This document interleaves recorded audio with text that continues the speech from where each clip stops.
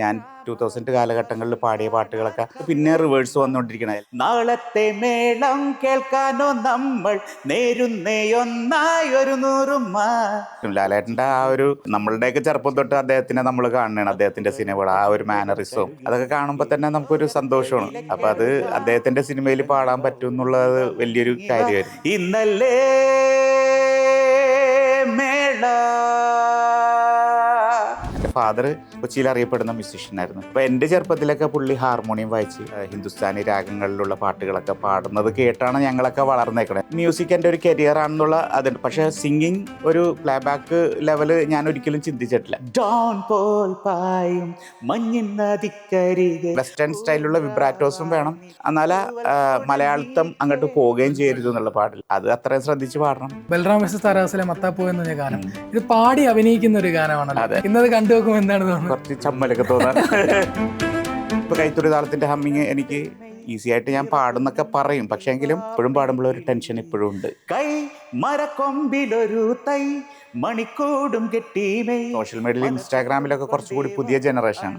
അവരൊക്കെ റീൽസിലൊക്കെ കൂടുതലും ഇങ്ങനെയുള്ള പാട്ടുകൾ കേൾക്കുന്നുണ്ട്. അവര് എന്നും മുറ്റത്തി നന്മ മരമില്ലേ നമുക്ക് ഇടക്ക് നേരിട്ട് കാണുമ്പോൾ പറയാറുണ്ട്, ഈ പാട്ട് സ്പെഷ്യൽ അല്ലേ എന്ന് എപ്പോഴും എൻ്റെ അടുത്ത് ചോദിക്കാറുണ്ട്. ചെമ്പനീർ പൂവേ നീ അന്നേതൊരു നാളിൽ നീലമഞ്ഞിൽ വിരിഞ്ഞൻ കൺമുന്നിൽ മിഴിച്ചിങ്ങി.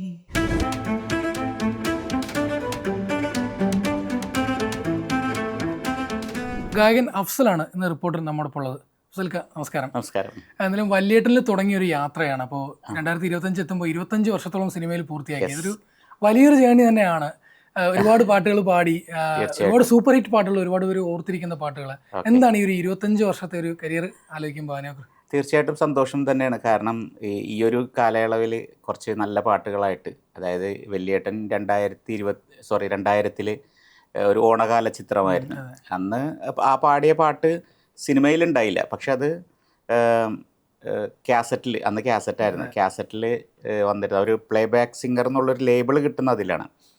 അത് മോഹൻ സിത്താരായിരുന്നു മ്യൂസിക്, ഷിബു ചക്രവർത്തി ആയിരുന്നു ലിറിക്സ്. ഞാനും MG ശ്രീകുമാറേട്ടനും ചേർന്ന് പാടിയ ഒരു പാട്ടായിരുന്നു. അപ്പോൾ അതിലാണ് തുടക്കം. പക്ഷെ അന്ന് തുടങ്ങിയപ്പോൾ ഞാൻ വിചാരിച്ച് ഇതൊന്നും കണ്ടിന്യൂസ് പോകുമെന്ന് തോന്നില്ല. ഇതൊക്കെ ഇങ്ങനെ ഇടയ്ക്ക് ഓരോന്നൊക്കെ ഇങ്ങനെ പാടിപ്പോവും. പക്ഷേ അവിടെ നിന്ന് 1 കൊല്ലം 2 കൊല്ലമൊക്കെ ഞാൻ ചെറിയ ചെറിയ സിനിമകളൊക്കെ പാടി. ജഗദീഷ് ഇൻ ടൗൺ, പിന്നെ സ്വർണ്ണ മെഡൽ എന്ന് പറഞ്ഞൊരു സിനിമ. അതൊക്കെ മ്യൂസിക് ചെയ്ത എൻ്റെ ബ്രദറായിരുന്നു ഷക്കീർ എന്ന് പറഞ്ഞ. പുള്ളിയും ഫുൾ ടൈം മ്യൂസിക്കായിട്ടുള്ളൊരു വ്യക്തിയായിരുന്നു. അപ്പോൾ പുള്ളിയുടെ സിനിമകളും കുറച്ചൊക്കെ പാടി. പക്ഷേ അപ്പോഴും എനിക്ക് ഒരു പ്ലേ ബാക്ക് സിംഗറായിട്ട് പിന്നെയും മുന്നോട്ട് പോകുന്നുള്ളൊരു ഇതുണ്ടായിരുന്നില്ല എനിക്ക്. പക്ഷേ എന്തോ ദൈവനിശ്ചയം എന്ന് പറയാം. പിന്നെ 2002 കല്യാണരാമനും നമ്മളും ഫിലിം, അതിലൂടെ പാടി. 2 സിനിമയും ഒരേ സമയം റിലീസ് സിനിമകളായിരുന്നു. 2002 ക്രിസ്മസ് റിലീസ് ചിത്രങ്ങളായിരുന്നു നമ്മളും കല്യാണരാമനും. അപ്പോൾ അതിൽ ഒരു പുതിയ സിംഗറായിട്ടുള്ള എനിക്ക് നല്ല 3 പാട്ടുകൾ പാടിക്കൊണ്ടാണ് അതിൽ എനിക്ക് വരാൻ പറ്റിയത്. രാക്ഷസി എന്നുള്ള പാട്ട് ഫ്രാങ്കോയുടെ കൂടെ, പിന്നെ തിങ്കളെ പൂത്തിങ്കളെ MG ശ്രീകുമാറിനോടൊപ്പം, പിന്നെ കൈത്തൊടി താളം തട്ടി. അപ്പോൾ ഒരു നല്ലൊരു ടേക്ക് ഓഫ് ആയിരുന്നു അവിടെ നിന്ന് എനിക്ക് കിട്ടിയത്. പിന്നെ കുറേ കാലം കുറേ മലയാള സിനിമയുടെ ഭാഗമായിട്ട് കുറേ നല്ല പാട്ടുകൾ മീൻസ് ഒരു ട്രെൻഡി ആയിട്ടുള്ള കുറേ അടിപൊളി പാട്ടുകളൊക്കെ പാടി. ദൈവം സഹായിച്ച് ഇപ്പോൾ 25 വർഷം ഈ വർഷം ഈ പറഞ്ഞ ഒരു പ്രിൻസ് ആൻഡ് ഫാമിലി വരെ എത്തി നിൽക്കണം. പ്ലേ ബാക്ക് സിംഗിങ് നേരത്തെ പറഞ്ഞ പോലെ പ്ലേ ബാക്ക് സിംഗിങ് ഒരു സീരിയസ് കരിയറാക്കി മാറ്റാം എന്ന് ഏത് പോയിന്റിലാണ് തോന്നുന്നത്? അല്ലെങ്കിൽ ഏത് പാട്ടോട് കൂടിയാണ് അതൊരു ഉറപ്പ് വരുന്നത്? ഇപ്പോൾ 2000 ഞാൻ സിനിമകളിൽ മീൻസ് വലിയേട്ടനിലൊക്കെ പാടിയിരുന്നെങ്കിലും ഞാൻ ആ സമയം തന്നെ സെയിം ടൈമിൽ റിതം പ്രോഗ്രാമിങ് ചെയ്യുമായിരുന്നു. ഞാൻ നേരത്തെ പറഞ്ഞില്ല, ബ്രദർ ഷക്കീർ, അദ്ദേഹം ഡ്രമ്മറായിരുന്നു. അപ്പം ഞാനും പുള്ളി എനിക്ക് കുറച്ച് റിതം പ്രോഗ്രാമിംഗ് ഒക്കെ പഠിപ്പിച്ചു തന്നിട്ടുണ്ട്. അപ്പോൾ ഞാൻ സ്റ്റുഡിയോയുമായി ബന്ധപ്പെട്ട് പല മ്യൂസിക് ഡയറക്ടേഴ്സിൻ്റെ കൂടെ വർക്ക് ചെയ്യുന്നുണ്ടായിരുന്നു ആ സമയത്ത്. മോഹൻ സിത്താരയുടെ കൂടെ, രവീന്ദ്ര മാസ്റ്ററിൻ്റെ കൂടെ, അങ്ങനെ കുറേ സിനിമകൾക്ക് വേണ്ടിയൊക്കെ ഞാൻ റിതം പ്രോഗ്രാമിംഗ് ചെയ്യുമായിരുന്നു.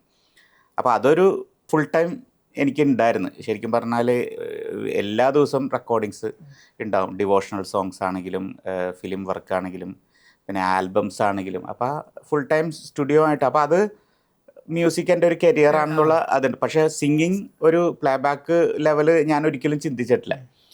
പക്ഷേ ഈ പറഞ്ഞ മാതിരി പാട്ട് ലൈവ് ഷോസ് ഞാൻ ചെയ്യാറുണ്ടായിരുന്നു ആ സമയത്ത്. എസ് പി ബിയുടെ പാട്ടുകളാണ് ഞാൻ അന്ന് പാടിക്കൊണ്ടിരിക്കുന്നത് ഗാനമേളകൾക്ക്. അപ്പോൾ അതും അതിൻ്റെ എല്ലാം കൂടി ഫുൾ ടൈം മ്യൂസിക് എന്നുള്ള രീതിയിലാണ് പോകുന്നത്. പക്ഷേ സിനിമയിൽ കുറേ ഇത്രയും പാട്ടുകളിലേക്ക്, അതായത് ഹിറ്റ് സോങ്ങിലേക്ക് അതിൻ്റെ പിന്നണിയിൽ പാടാൻ പറ്റും എന്നുള്ളത് ഒട്ടും പ്രതീക്ഷ ഉണ്ടായില്ല. പക്ഷെ അങ്ങനെ പാടി തുടങ്ങിക്കഴിഞ്ഞപ്പോൾ പിന്നെ ഇത് കൊള്ളാം, ഇത് കരിയറായിട്ട് കൊണ്ടുപോകണം. മ്യൂസിക് തന്നെയാണ് എൻ്റെ കരിയർ ഉണ്ടായിരുന്നത് ഓൾമോസ്റ്റ്. പക്ഷെ അതിൻ്റെ കൂടെ പ്ലേ ബാക്കും കൂടി കൊണ്ടുപോകാൻ പറ്റി. ഇപ്പോൾ ശരിക്കും 2000 വെള്ളിയേട്ടനൊക്കെ പാടുന്ന സമയത്ത് ഞാൻ ലൈവ് പാടുന്നത് തിരുവനന്തപുരം സാഗര ഓർക്കസ്ട്ര എന്ന് പറഞ്ഞിട്ട് അവിടെയാണ് പാടിക്കൊണ്ടിരുന്നത്. പക്ഷേ ഞാൻ അത് പാടിയെങ്കിലും ഒരു 2002, 2003 വരെയൊക്കെ ഞാൻ അവിടെ പിന്നെയും പാടിക്കൊണ്ടിരുന്നു ഗാനമേള. പിന്നെ അവിടെ നിന്ന് അതിൻ്റെ ആ ഓർക്കസ്ട്രയുടെ ആള് നസീർ എന്നാണ് പുള്ളിയുടെ പേര്, അതിൻ്റെ ഓണർ. പുള്ളി തന്നെ പറഞ്ഞു, ഇനി നീ ഇവിടെ പാടണ്ട, സിനിമയിലേക്ക് ഉള്ള ഒരു പ്ലേ ബാക്ക് സിംഗർ ആയിക്കഴിഞ്ഞു, അപ്പോൾ അടുത്ത സ്റ്റെപ്പിലേക്ക് നീങ്ങണം. പുള്ളി തന്നെ എന്നെ വിടണം, നമുക്കൊരു പെട്ടെന്ന് അവിടെ നിന്ന് ഒഴിഞ്ഞു വരാനുള്ള ഒരു ബുദ്ധിമുട്ടുണ്ടായി. അപ്പം അങ്ങനെ ഓരോ മാറി മാറി പിന്നെ ഒരു പ്ലേ ബാക്ക് സിംഗർ കരിയർ ആണെന്നുള്ള ഒരു തീരുമാനത്തിലേക്ക് എത്തി. അങ്ങനെ പിന്നെ അതിനുവേണ്ടി വർക്ക് ചെയ്യാൻ തുടങ്ങി. കുറേ നല്ല സപ്പോർട്ട് ചെയ്യാൻ കുറേ നല്ല ആളുകൾ ആ ടൈമിൽ എനിക്ക് ഉണ്ടായിരുന്നു. പ്രത്യേകിച്ച് മോഹൻ സിത്താര കുറേ ചെയ്തിരുന്നു. പിന്നെ അതേപോലെയുള്ള ആ മലയാളത്തിൽ അന്ന് കുറേ വർക്കുകൾ ചെയ്തിട്ടുള്ള മ്യൂസിക് ഡയറക്ടേഴ്സ് എല്ലാവരും, ഡയറക്ടേഴ്സ് ആണെങ്കിലും, പിന്നെ കല്യാണരാമൻ പറയണമെങ്കിൽ ബേണി ഇഗ്നീഷ്യസ് ആണ് മ്യൂസിക് അവരും. പിന്നെ അതിൻ്റെ ഡയറക്ടർ ഷാഫി, പ്രൊഡ്യൂസർ ലാലേട്ടനാണ് കൂടുതൽ എനിക്ക് കല്യാണരാമനിൽ പാടാനുള്ളൊരു മെയിൻ. പിന്നെ കമൽ സാറ്. അങ്ങനെ പിന്നെ അതങ്ങനെ ഒരു കുറച്ച് കാലത്തേക്ക് എനിക്ക് കുറേ അവർ ചെയ്ത സിനിമകളിലൊക്കെ എനിക്ക് കുറേ പാടാനുള്ള ഭാഗ്യമുണ്ട്. ഈ പാട്ടുകൾക്ക് ഒരു ടൈം ട്രാവൽ ചെയ്യിപ്പിക്കാൻ കഴിയും നമ്മൾ ചിലപ്പോൾ ആൾക്കാർ പറയാറുണ്ട്. കാരണം നമ്മൾ ഒരു പാട്ട് കേൾക്കുന്ന സമയത്ത് നമ്മളത് ആദ്യമായിട്ട് കേട്ടൊരു മൊമെൻറ്റോ അല്ലെങ്കിൽ നമ്മുടെ ഒരു ബെസ്റ്റ് മെമ്മറിയിലേക്ക് നമ്മൾ ആ പാട്ടുകൾ കൊണ്ടുപോകും. ഇപ്പോൾ അഫ്സലിക്കയുടെ പാട്ടുകൾ എന്ന് പറയുന്ന ഒരു 90s കിഡ്സിൻ്റെ അല്ലെങ്കിൽ ഒരു എൻ്റയർ ജനറേഷൻ്റെ നല്ല ഓർമ്മകളുടെ ഭാഗമായിട്ടുള്ള പാട്ടുകളാണ്. അവരുടെ ചിലപ്പോൾ സ്കൂൾ കാലഘട്ടങ്ങളായിക്കോട്ടെ, യൂത്ത് ഫെസ്റ്റിവൽ കാലഘട്ടമായിക്കോട്ടെ, ഇതെല്ലാം കൊണ്ടുപോകുന്ന ഒരു പാട്ടുകളാണ്. ഈ ഒരു ജനറേഷനെ തന്നെ ഡിഫൈൻ ചെയ്യുന്ന പാട്ടുകൾ ഉണ്ടാവുക, അതിലൊരു ഭാഗമാവുക, അത് എപ്പോഴെങ്കിലും ആലോചിച്ചിട്ടുണ്ടോ? അതിലൊരു അന്ന് ഞാൻ ഇതിനെക്കുറിച്ച് ആലോചിച്ചിട്ടുണ്ടായില്ല. പക്ഷേ ഇപ്പോൾ അതിനെക്കുറിച്ച് ആലോചിക്കുമ്പോൾ ഒരു വല്ലാത്തൊരു സുഖം തോന്നുന്നുണ്ട്. കാരണം ഞാൻ 2000 അല്ലെങ്കിൽ 2000 കാലഘട്ടങ്ങളിൽ പാടിയ പാട്ടുകളൊക്കെ അന്ന് സ്കൂളുകളിലൊക്കെ പഠിച്ചിരുന്നവരൊക്കെ വളരെയധികം ഏറ്റെടുത്തിട്ടുണ്ട്. അതായത് സ്കൂൾ ടീനേജേഴ്സിലുള്ള പിള്ളേരൊക്കെ. പിന്നെ എനിക്ക് തോന്നുന്നു ഇപ്പോൾ ആ പാട്ടുകൾ പിന്നെ റിവേഴ്സ് വന്നുകൊണ്ടിരിക്കണം. എല്ലാ സിനിമകളും റിലീസൊക്കെ വരുമ്പോൾ. അപ്പം എന്താ വെച്ച് കഴിഞ്ഞാൽ ആ കാലഘട്ടത്തിൽ ഉണ്ടായിരുന്ന കുട്ടികളൊക്കെ ഇപ്പോൾ വലുതായി, അവർ ജോലിക്കാരായി, ഫാമിലിയൊക്കെ ആയിട്ട്. അപ്പോൾ അവർക്കും ഒരു ആ പാട്ടുകളൊക്കെ ഒരു റിവേഴ്സ് ചെയ്യാനുള്ളൊരു ഓർമ്മ പുതുക്കൽ പോലെയായി. പക്ഷെ എന്നാലും അതിൻ്റെ പിന്നെ ഇപ്പോൾ കുറേ സോഷ്യൽ മീഡിയയിലാണെങ്കിലും പാടിയ പാട്ടുകളൊക്കെ തന്നെ കുറേ റീൽസായിട്ടും ഒക്കെ വരുന്നുണ്ട്. അപ്പോൾ ഇപ്പോൾ ഉള്ള ജനറേഷനും ആ പാട്ടുകളൊക്കെ കേൾക്കുന്നു എന്നുള്ള ഒരു വലിയൊരു സന്തോഷം. എല്ലാ പാട്ടുകളും നമ്മൾ പാടിയ മാത്രമല്ല, നമ്മൾ ആ കാലഘട്ടത്തിൽ പാടിയിട്ടുള്ള എല്ലാ ജനറേഷനിലുള്ള പിള്ളേരുടെ പാട്ടുകളൊക്കെ എല്ലാവരും ഇപ്പോൾ റീൽസായിട്ടൊക്കെ കേട്ട് പോകുന്നു. അപ്പോൾ അതൊരു നല്ലൊരു കാര്യം തന്നെ. അത് നമ്മുടെ നമുക്ക് ഒരു ഭാഗ്യം തന്നെയാണെന്നുള്ളത് എനിക്ക് തോന്നിയിട്ടുണ്ട്. ഇപ്പോൾ SPBയുടെ ഒരു വലിയ ഫാനാണെന്ന് കേട്ടിട്ടുണ്ട്. അപ്പോൾ അദ്ദേഹത്തിൻ്റെ ഒരു സിംഗിങ് സ്റ്റൈൽ നോക്കിക്കഴിഞ്ഞാൽ അദ്ദേഹത്തിന് ഒരു റിതമുണ്ട്, ഒരു പാട്ടിന് കൊടുക്കുന്ന ഒരു സ്റ്റൈലുണ്ട്. ഇപ്പോൾ ഒരു രജനിയുടെ ഒരു മാസ് ഇൻട്രോ സോങ്ങിന് കൊടുക്കുന്ന രീതിയല്ല ഒരു റൊമാൻറ്റിക് സോങ്ങിന് അദ്ദേഹം പാടുന്ന രീതി. ഓരോ വാക്കിനും കൊടുക്കുന്ന ഒരു സ്ട്രെസ് ഉണ്ട്, ഒരു താളമുണ്ട്. അപ്പോൾ SPB എന്ന് പറയുന്ന ഒരു പാട്ടുകാരൻ അല്ലെങ്കിൽ SPB എന്ന് പറയുന്ന വ്യക്തി എത്രത്തോളം സ്വാധീനിച്ചിട്ടുണ്ട്? വളരെയധികം സ്വാധീനിച്ചിട്ടുണ്ട് എന്നുള്ളതാണ്. കാരണം എന്ന് വെച്ച് കഴിഞ്ഞാൽ ഞാൻ 90 കാലഘട്ടങ്ങളിലാണ് ഗാനമേളകളിൽ പാടാൻ തുടങ്ങിയത്. അന്ന് എനിക്ക് 17 വയസ്സൊക്കെ ഉള്ളൂ, 17-16 വയസ്സൊക്കെ. പക്ഷേ അന്ന് സാറിൻ്റെ പാട്ടുകൾ കേൾക്കുന്നുണ്ടെങ്കിലും വെറുതെ അങ്ങനെ അടിപൊളി പാട്ടുകളാണ് സാറിൻ്റെ പാടുന്നത്. അപ്പോൾ അത് ഓർക്കസ്ട്രയുടെ ബാക്കപ്പിലൊക്കെ അങ്ങനെ പാടി പോകും. പക്ഷേ പിന്നെ കുറേ അദ്ദേഹത്തിൻ്റെ മെലഡി സോങ്സും ഒക്കെ കേൾക്കാൻ തുടങ്ങിയപ്പോഴാണ് മനസ്സിലായത് അദ്ദേഹത്തിൻ്റെ വെർസറ്റൈലിറ്റി. ഓരോ സിംഗിങ്ങിലും ഓരോ പാട്ടിനും കൊടുക്കുന്ന എക്സ്പ്രഷൻസും ഡൈനാമിക്സൊക്കെ അതിനെക്കുറിച്ച് കൂടുതൽ അറിയാൻ തുടങ്ങി. അതൊക്കെ പ്രോഗ്രാംസിനൊക്കെ പാടുമ്പോൾ ഓഡിയൻസിൻ്റെ ഇടയിൽ നിന്ന് നല്ലൊരു റെസ്പോൺസ് എനിക്ക് വളരെയധികം കിട്ടി. അതിന്നും കിട്ടിക്കൊണ്ടിരിക്കുന്നുണ്ട്. ഇപ്പോൾ 2 ആഴ്ച മുമ്പ് തൃശ്ശൂർ ഒരു പ്രോഗ്രാം ഉണ്ടായി, അതിലും SPBയുടെ പാട്ടുകളാണ്. അത് അങ്ങനത്തെ ഒരു പ്രോഗ്രാം, ഇളയരാജ നൈറ്റ് എന്നുള്ള ഒരു പ്രോഗ്രാമായിരുന്നു. അപ്പോൾ SPBയുടെ പാട്ടുകളാണ് പാടുക. പക്ഷെ അന്നും പാടുമ്പോഴും ആ ഓഡിയൻസിന് അവർ പറഞ്ഞ SPB പാടുന്നത് പോലെ എന്നുള്ളത് പറയുന്നുണ്ടെങ്കിലും ഞാൻ സമ്മതിക്കില്ല. കാരണം അദ്ദേഹത്തിൻ്റെ അത്രത്തോളം നമുക്ക് എത്താൻ പറ്റില്ല. അപ്പോൾ അതൊരു എനിക്ക് സിനിമയിൽ പാടുന്ന പാട്ടുകൾക്കാണെങ്കിലും പിന്നീട് പാടിയ പാട്ട് അതിനൊക്കെ എനിക്കത് അദ്ദേഹത്തിൻ്റെ ആ ഒരു സ്റ്റൈൽ ഓഫ് സിംഗിങ്ങും അദ്ദേഹം യൂസ് ചെയ്തിട്ടുള്ള ഇമോഷൻസും ഒക്കെ നമുക്ക് നമ്മുടെ മലയാളത്തിൽ ഞാൻ പാടിയിട്ടുള്ള പാട്ടുകളിലൊക്കെ ചിലതിലൊക്കെ എനിക്ക് ഇംപ്ലിമെൻ്റ് ചെയ്യാൻ സാധിച്ചിട്ടുണ്ട്. അത് അദ്ദേഹത്തിൻ്റെ പാട്ടുകൾ പാടി ഒരു കുറേ എക്സ്പീരിയൻസ് കിട്ടിയത് കൊണ്ട് തന്നെയാണെന്ന് എനിക്ക് പലപ്പോഴും തോന്നിയിട്ടുണ്ട്. ഇപ്പോൾ അഫ്സലിക്കയുടെ പാട്ടുകളിലാണെങ്കിൽ ഞാൻ നേരത്തെ പറഞ്ഞ പോലെ ഒരു ഇമോഷൻ കൊണ്ടുവരിക അല്ലെങ്കിൽ ഒരു സ്റ്റൈൽ കൊണ്ടുവരിക എന്ന് പറയുന്ന രീതിയുണ്ട്. ഇപ്പം നമ്മളൊരു റെക്കോർഡിങ്ങിൽ പാടുന്നു, അതിന് പുറത്തായിട്ട് ഇപ്പോൾ ഒരു സ്റ്റേജ് ഷോയിലൊക്കെ പാടുന്നു, ലൈവായിട്ട് പാടുന്ന സമയത്ത് ഇപ്പോൾ പലപ്പോഴും അഫ്സലിക്കയുടെ പാട്ടുകളെ കുറിച്ച് പറയുമ്പോൾ ഈ എനർജിയുടെ കാര്യം പറയുന്നു, ഭയങ്കര ഹൈ എനർജി പാട്ടുകളാണെന്ന്. ഈ സ്റ്റേജ് ഷോയിൽ പാടുന്ന സമയത്ത് ഈ ഒരു ഇംപ്രവൈസേഷനും അല്ലെങ്കിൽ ഈ ഒരു എനർജിയൊക്കെ ഇതെങ്ങനെയാണ് മെയിൻറ്റെയിൻ ചെയ്ത് കൊണ്ടുപോകുന്നത്? അതൊക്കെ അത് കുറച്ച് ടഫാണ്. പക്ഷെ എങ്കിലും നമ്മൾ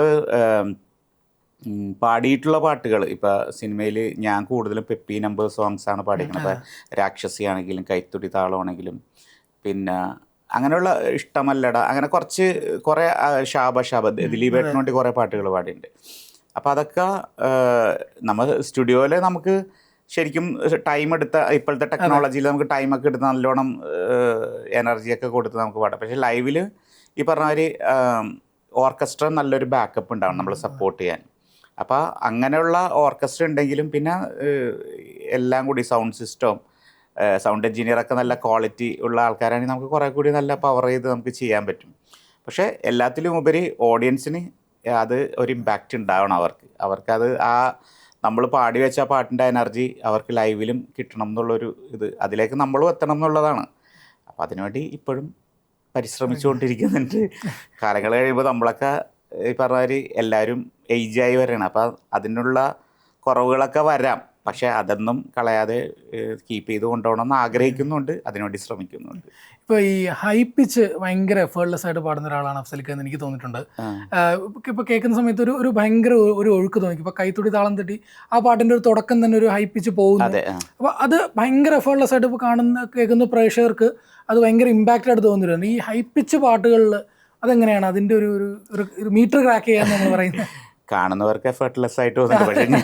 പക്ഷേ ഞാൻ കിടന്ന് കഷ്ടപ്പെടുന്നത് എനിക്ക് മാത്രമേ അറിയുള്ളൂ. പക്ഷേ എങ്കിലും ആദ്യ കാലഘട്ടങ്ങളിലൊക്കെ ആ സിനിമ പാടിയതിന് ശേഷം ഞാൻ പല പ്രോഗ്രാമുകൾക്കും പാടുമ്പോൾ എനിക്ക് തന്നെ ഭയങ്കര ടെൻഷനായിരുന്നു. ഇത് ഭയങ്കര ബുദ്ധിമുട്ടാണ്. ഇപ്പം നേരത്തെ നമ്മൾ പറഞ്ഞ കാര്യം, ആ പാട്ട് ഓഡിയൻസിലേക്ക് നമ്മൾ ആ ഒരു എനർജി ലെവലിലേക്ക് എത്തിക്കണം എന്നുള്ളൊരു ടെൻഷൻ ഭയങ്കരമായിരുന്നു. പക്ഷേ പിന്നെ കുറേ കാലഘട്ടം കഴിഞ്ഞപ്പോൾ നമ്മൾ കുറേ കൂടി സിംഗിങ്ങിൻ്റെ ടെക്നിക്സ് കുറേ പഠിക്കാൻ തുടങ്ങി ഞാൻ.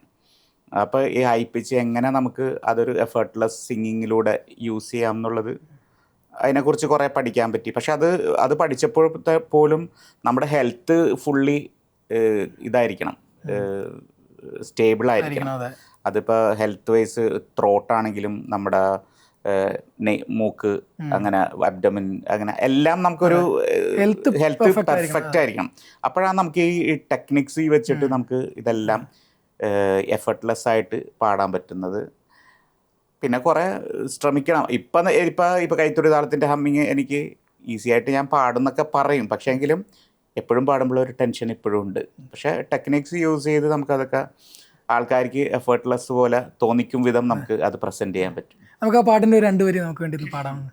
കൈ തുടി താളം തട്ടി തൈ തകമേളമിട്ട് മെയ് നിറപ്പൊന്നും കെട്ടി വാ പെൺകിളി, കൈ മരക്കൊമ്പിലൊരു തൈ മണിക്കൂടും കെട്ടി മെയ് മലർ ചെണ്ടും കൊണ്ടേ വാ ആൺകിളിയോ ഓ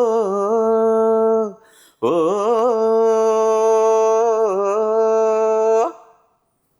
ഗ്രേറ്റ്. എന്തായാലും ഞാൻ അവിടുത്തെ കേട്ടുന്ന ഒരു അഭിമുഖത്തിൽ പറയുന്നുണ്ട് 19ാമത്തെ വയസ്സിലെ ചിത്ര ചേച്ചിയോടൊപ്പം ഒരു സ്റ്റേജ് ഷോ പാടാനുള്ള ഒരു അവസരം കിട്ടി. 93 കാലഘട്ടങ്ങളിലായിരുന്നു. അപ്പോൾ ഈ തുടക്കം തന്നെ അത്തരം ലെജൻസിനോട് ഒപ്പം നിന്നൊരു സ്റ്റേജ് ഷോ പാടാൻ പറ്റുന്നത് അതൊരു വലിയൊരു ലേണിംഗ് തന്നെയായിരുന്നു. അതിന് ഞാൻ പറഞ്ഞില്ലേ കുറേ സപ്പോർട്ട് എനിക്ക് കിട്ടി. ഞാൻ നേരത്തെ പറഞ്ഞ എൻ്റെ ബ്രദർ ഷക്കീർ ഖാൻ 80s ദാസാറിൻ്റെ ഓർക്കസ്ട്രയിൽ ഉണ്ടായിരുന്നതാണ്. പുള്ളി ഉണ്ടായിരുന്ന, അതേപോലെ മ്യൂസിക് ഡയറക്ടർ ജേഴ്സൺ ആൻ്റണി, പുള്ളി അവരൊക്കെ ആയിരുന്നു ആ ഗ്രൂപ്പിൽ, ദാസാറിൻ്റെ ഗ്രൂപ്പിലായിരുന്നു. അപ്പം അന്ന് 80s ദാസാറിൻ്റെ പ്രോഗ്രാമിന് ചിത്ര ചേച്ചി പാടുന്നുണ്ട്. അപ്പോൾ ഇവർ തമ്മിലൊരു ഫ്രണ്ട്ഷിപ്പ് ഉണ്ടായിരുന്നു, ചിത്ര ചേച്ചി, ജേഴ്സൺ ആൻ്റണി എൻ്റെ ബ്രദർ. അപ്പോൾ പിന്നീട് ചിത്ര ചേച്ചിയുടെ ഓൺ പ്രോഗ്രാംസ് വന്നപ്പോൾ ഇവർ തന്നെയാണ് ഓർക്കസ്ട്ര ചെയ്തിരുന്നത്. അപ്പോൾ ആ കാലഘട്ടങ്ങളിൽ തമിഴൊക്കെ പാടാൻ വേണ്ടി ബ്രദർ എന്നെ റിക്വസ്റ്റ് ചെയ്യും, എൻ്റെ അടുത്ത് പറയും നീ പാടണം. അപ്പോൾ ആ ഗ്രൂപ്പ് ഓഫ് ആൾക്കാർ എല്ലാവരും എന്നെ സപ്പോർട്ട് ചെയ്തിട്ടുണ്ട്. അതാണ് മെയിൻ കാരണം ഞാൻ ചേച്ചിയുടെ കൂടെ പാടാനുള്ള ഒരു കാരണം. പിന്നെ ചേച്ചിക്കും കൂടെ ഇപ്പോഴും ഞാൻ പാടിക്കൊണ്ടിരിക്കുന്നു. ഇപ്പോഴും ഇപ്പോൾ ഇനി വരുന്ന 25th ദമാമിലൊരു ഷോ ഉണ്ട്, അതും ചേച്ചിയുടെ കൂടെ പാടിക്കൊണ്ടിരിക്കുന്നു.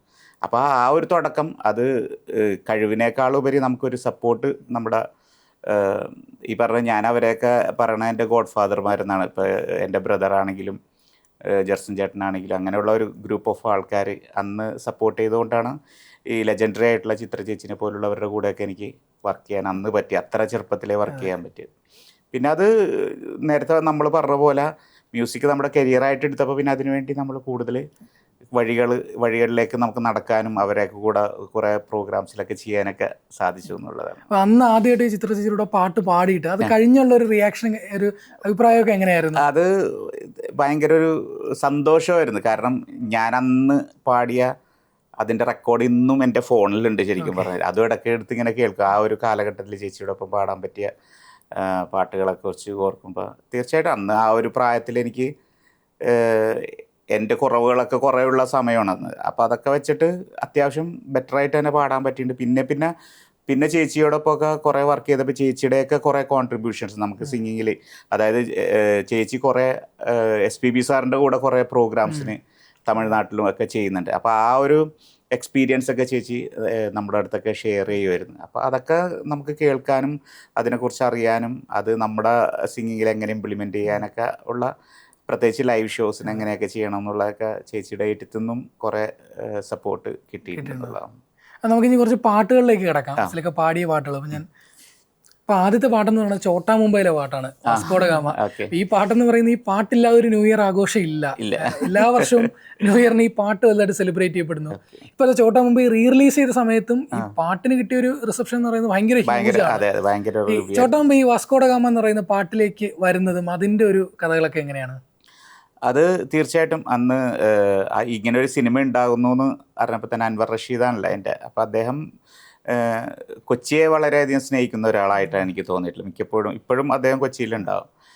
അപ്പോൾ ഇങ്ങനൊരു പ്രൊജക്റ്റ് വന്നപ്പോൾ എനിക്ക് തോന്നുന്നു അദ്ദേഹം തന്നെ എടുത്തൊരു തീരുമാനമായിരിക്കാം ചിലപ്പോൾ, കൊച്ചിക്കാരനായ എന്നെ കൊണ്ട് പാടിക്കണം. ഞാൻ മാത്രമല്ല, വിപിൻ സേവിയർ ഉണ്ട്, വിപിനും ഞാനും റീമിയും കൂടി ഞാൻ പാടിക്കണം. അപ്പോൾ ചിലപ്പോൾ ഞാനും വിപിനും കൊച്ചിക്കാരായതുകൊണ്ടായിരിക്കും നമ്മൾ കൂടുതൽ അവിടെ ഉള്ള ആൾക്കാരായതുകൊണ്ട് ഈ പാട്ട് പറഞ്ഞ ഒരു ന്യൂ ഇയറിന് കൊച്ചി കാർണിവലും അവിടുത്തെ ആഘോഷങ്ങളൊക്കെ നമുക്ക് നേരിട്ടറിയുന്നതുകൊണ്ട് അങ്ങനെ കിട്ടിയതായിരിക്കാം. അതിനേക്കാളുപരി ഇങ്ങനത്തെ ഒരു അടിപൊളി പാട്ടാകുമ്പോൾ ആ കാലഘട്ടങ്ങളിൽ കൂടുതൽ ഞാൻ അടിപൊളി പാട്ടുകൾ പാടിയിരുന്നു. പിന്നെ രാഹുൽ രാജാണെങ്കിലും അദ്ദേഹത്തിൻ്റെ ഒരു എൻട്രി ആയിരുന്നു ഈ സിനിമ. അപ്പോൾ അദ്ദേഹം വളരെയധികം അത്രയും എനിക്ക് തോന്നുന്നു മലയാളത്തിൽ വളരെ ടാലൻറ്റഡ് ആയിട്ടുള്ള, ആ ടൈമിൽ യങ് ജനറേഷൻ വരുന്ന സമയത്ത് വളരെ ടാലൻറ്റഡ് ആയിട്ടുള്ള ഒരു മ്യൂസിക് ഡയറക്ടറായിരുന്നു രാഹുൽ. ഇപ്പോഴും അദ്ദേഹത്തിൻ്റെ മ്യൂസിക്കിനൊരു സ്പെഷ്യാലിറ്റി ഉണ്ട് എന്തായാലും. അപ്പോൾ എന്തായാലും അദ്ദേഹത്തിൻ്റെ കൂടെ അങ്ങനെ തുടക്കം അദ്ദേഹത്തിൻ്റെ സിനിമകളിൽ പാടാൻ പറ്റി. പിന്നെ ഇതിൽ ലാലേട്ടൻ്റെ ഒരു ഡാൻസ് നമ്പർ എന്ന് പറയുമ്പോൾ തന്നെ അതിനൊരു ഹൈ, അത് പിന്നെ തീർച്ചയായിട്ടും ലാലേട്ടൻ്റെ ആ ഒരു നമ്മൾ പണ്ട് നമ്മളുടെയൊക്കെ ചെറുപ്പം തൊട്ട് അദ്ദേഹത്തിനെ നമ്മൾ കാണുന്നതാണ്, അദ്ദേഹത്തിൻ്റെ സിനിമകൾ, ആ ഒരു മാനറിസവും അതൊക്കെ കാണുമ്പോൾ തന്നെ നമുക്കൊരു സന്തോഷമാണ്. അപ്പോൾ അത് അദ്ദേഹത്തിൻ്റെ സിനിമയിൽ പാടാൻ പറ്റും എന്നുള്ളത് വലിയൊരു കാര്യമായിരുന്നു. അപ്പോൾ എന്തായാലും അങ്ങനൊരു പാട്ട് സംഭവിച്ചു, അന്ന് പാടി. അത് ആ ടൈമിൽ അങ്ങനെ വലിയൊരു സിനിമ ഹിറ്റാണെങ്കിൽ പോലും അങ്ങനെ കുറേ സിനിമകൾ ഇറങ്ങിയ കൂട്ടത്തിൽ അത് വലിയ, പക്ഷേ റിലീസ് വന്നപ്പോഴാണ് പാട്ടിനും ഭയങ്കര ഒരു ഹൈപ്പ് കിട്ടി എന്നുള്ളതാണ്. എല്ലാവരും അതിൻ്റെ കുറേ റീൽസൊക്കെ നമ്മൾ ഇൻസ്റ്റാഗ്രാമിലൊക്കെ കണ്ടിരുന്നു. അപ്പോൾ അതും ഒരു സന്തോഷം. അങ്ങനെയൊക്കെയുള്ളൊരു സിനിമയുടെ ഭാഗമാകാനും അത് വീണ്ടും പുതിയ ജനറേഷനിലേക്ക് എത്തുമ്പോൾ അവരെ ഏറ്റെടുക്കുന്നു എന്നുള്ളത് കാണുന്നതും ഒരു വലിയൊരു സന്തോഷം തന്നെയാണ്. അപ്പോൾ ചോട്ടാ മുംബൈക്ക് അങ്ങനത്തെ ഒരു അതിലെ പാട്ടിനൊരു പ്രത്യേകത തന്നെ ഉണ്ടെന്ന് തന്നെ പറയാം. അതിൻ്റെ മ്യൂസിക്കിനാണെങ്കിലും അതിൻ്റെ ഒരു സിംഗിങ്ങിലാണെങ്കിലും പിന്നെ ആ മ്യൂസിക്കിൻ്റെ ആംബിയൻസും അത് ജനങ്ങൾക്ക് ആഹ്ലാദിക്കാൻ പറ്റുന്ന രീതിയിലുള്ളൊരു അങ്ങനെ ഒരു മ്യൂസിക്കാണത് രാഹുൽ അത് ചെയ്തിരിക്കുന്നത് എന്നുള്ളതാണ്. അടുത്ത പാട്ട് എനിക്ക് ചോദിക്കാനുള്ളത് നാട്ടുരാജാവിലെ ചിങ്കപ്പടയുടെ രാജാവ് പാട്ടാണ്. ഇത് ലാലേട്ടനെ നമ്മൾ ഡിഫൈൻ ചെയ്യാൻ ഉപയോഗിക്കുന്ന ഒരു പാട്ടായിട്ട് മാറിയിരിക്കണം. അതിൽ ഏത് എഡിറ്റ് എടുത്താലും ഏത് മാഷപ്പ് ആയാലും ഈ പാട്ട് അതിൽ ഒഴിച്ചുവിടാനാകാത്തൊരു പാട്ടാണ്. അതിഭയങ്കരമായ ഒരു ഹൈ നൽകുന്ന ഒരു പാട്ടാണ്. ഇപ്പൊ എം ജയചന്ദ്രൻ സാറിന്റെ സംഗീതത്തില് ഗിരീഷ് പുത്തഞ്ചേരി സാർ എഴുതിയ ഒരു ഗാനമാണ് അതിന്റെ ഒരു എങ്ങനെയാണ് അത്? തീർച്ചയായിട്ടും അന്ന് നാട്ടുരാജാവ് എന്നുള്ള സിനിമയില് ലാലേട്ടന് ഒരു ഇൻട്രഡക്ഷൻ കൊടുക്കുന്ന ഒരു സോങ് ആയിരുന്നു. അപ്പം അത് അന്ന് പാടുമ്പോൾ എം ജയേന്ദ്രൻ സാറാണ് അതിൻ്റെ മ്യൂസിക്. അപ്പോൾ പുള്ളി പറഞ്ഞ് ഇങ്ങനെ പുള്ളിനെ കാണിക്കുമ്പോൾ ഒരു പവർ ആ പാട്ടിന് ഉണ്ടാവണം എന്നുള്ള. അപ്പോൾ സകല ശക്തി ഉപയോഗിച്ചാണ് ആ പാട്ട് പാടിയിരിക്കുന്നത് തന്നെ. ഞാനും രാജേഷ് വിജയ് എന്ന് പറഞ്ഞ സിംഗറും കൂടി, ഞങ്ങൾ രണ്ടുപേരും കൂടിയാണ് ആ പാട്ട് പാടിയത്. തീർച്ചയായിട്ടും അന്ന് പാടിയപ്പോൾ ആ സിനിമയിലൂടെ ആ പാട്ട് കേട്ടെങ്കിലും ഇപ്പോൾ രാഹുൽ പറഞ്ഞ പോലെ ലാലേട്ടൻ്റെ ഏത് ഒരു ക്ലിപ്പാണെങ്കിലും, അല്ലെങ്കിൽ ചില ഇൻസ്റ്റാഗ്രാമിൽ എൻ്റെ ക്ലിപ്പിന് വരെ ചില ആൾക്കാർ ആ പാട്ട് ഇടാറുണ്ട്. അപ്പോൾ അതൊരു വലിയൊരു സന്തോഷം തന്നെയാണ്. അപ്പോൾ ലാൽ സാറിൻ്റെ സിനിമകൾക്ക് വേണ്ടി അങ്ങനെ കുറേ നല്ല പാട്ടുകളൊക്കെ പാടാനുള്ള ഭാഗ്യം കിട്ടിയത് ഒരു വലിയൊരു കാര്യം തന്നെ. കാരണം ലാലേട്ടൻ്റെ സിനിമകളിൽ നമുക്ക് എല്ലാവർക്കും അറിയാം ശ്രീകുമാറേട്ടനാണ് കൂടുതൽ, എം ജി ശ്രീകുമാറേട്ടൻ. അത് തീർച്ചയായിട്ടും ഇപ്പം നമ്മ ഈ പറഞ്ഞ വാസ്കോ ഡ ഗാമയാണെങ്കിലും ചിങ്കപ്പടയുടെ രാജാവാണെങ്കിലും ലാലേട്ടന് ലിപ്പില്ല. അതിൽ മീൻസ് വാസ്കോ ഡ ഗാമൊക്കെ കുറച്ചുണ്ടെങ്കിലും അവരൊരു ഗ്രൂപ്പ് ഓഫ് സിംഗിങ് എല്ലാവരും കൂടി ഉള്ളതാണ്.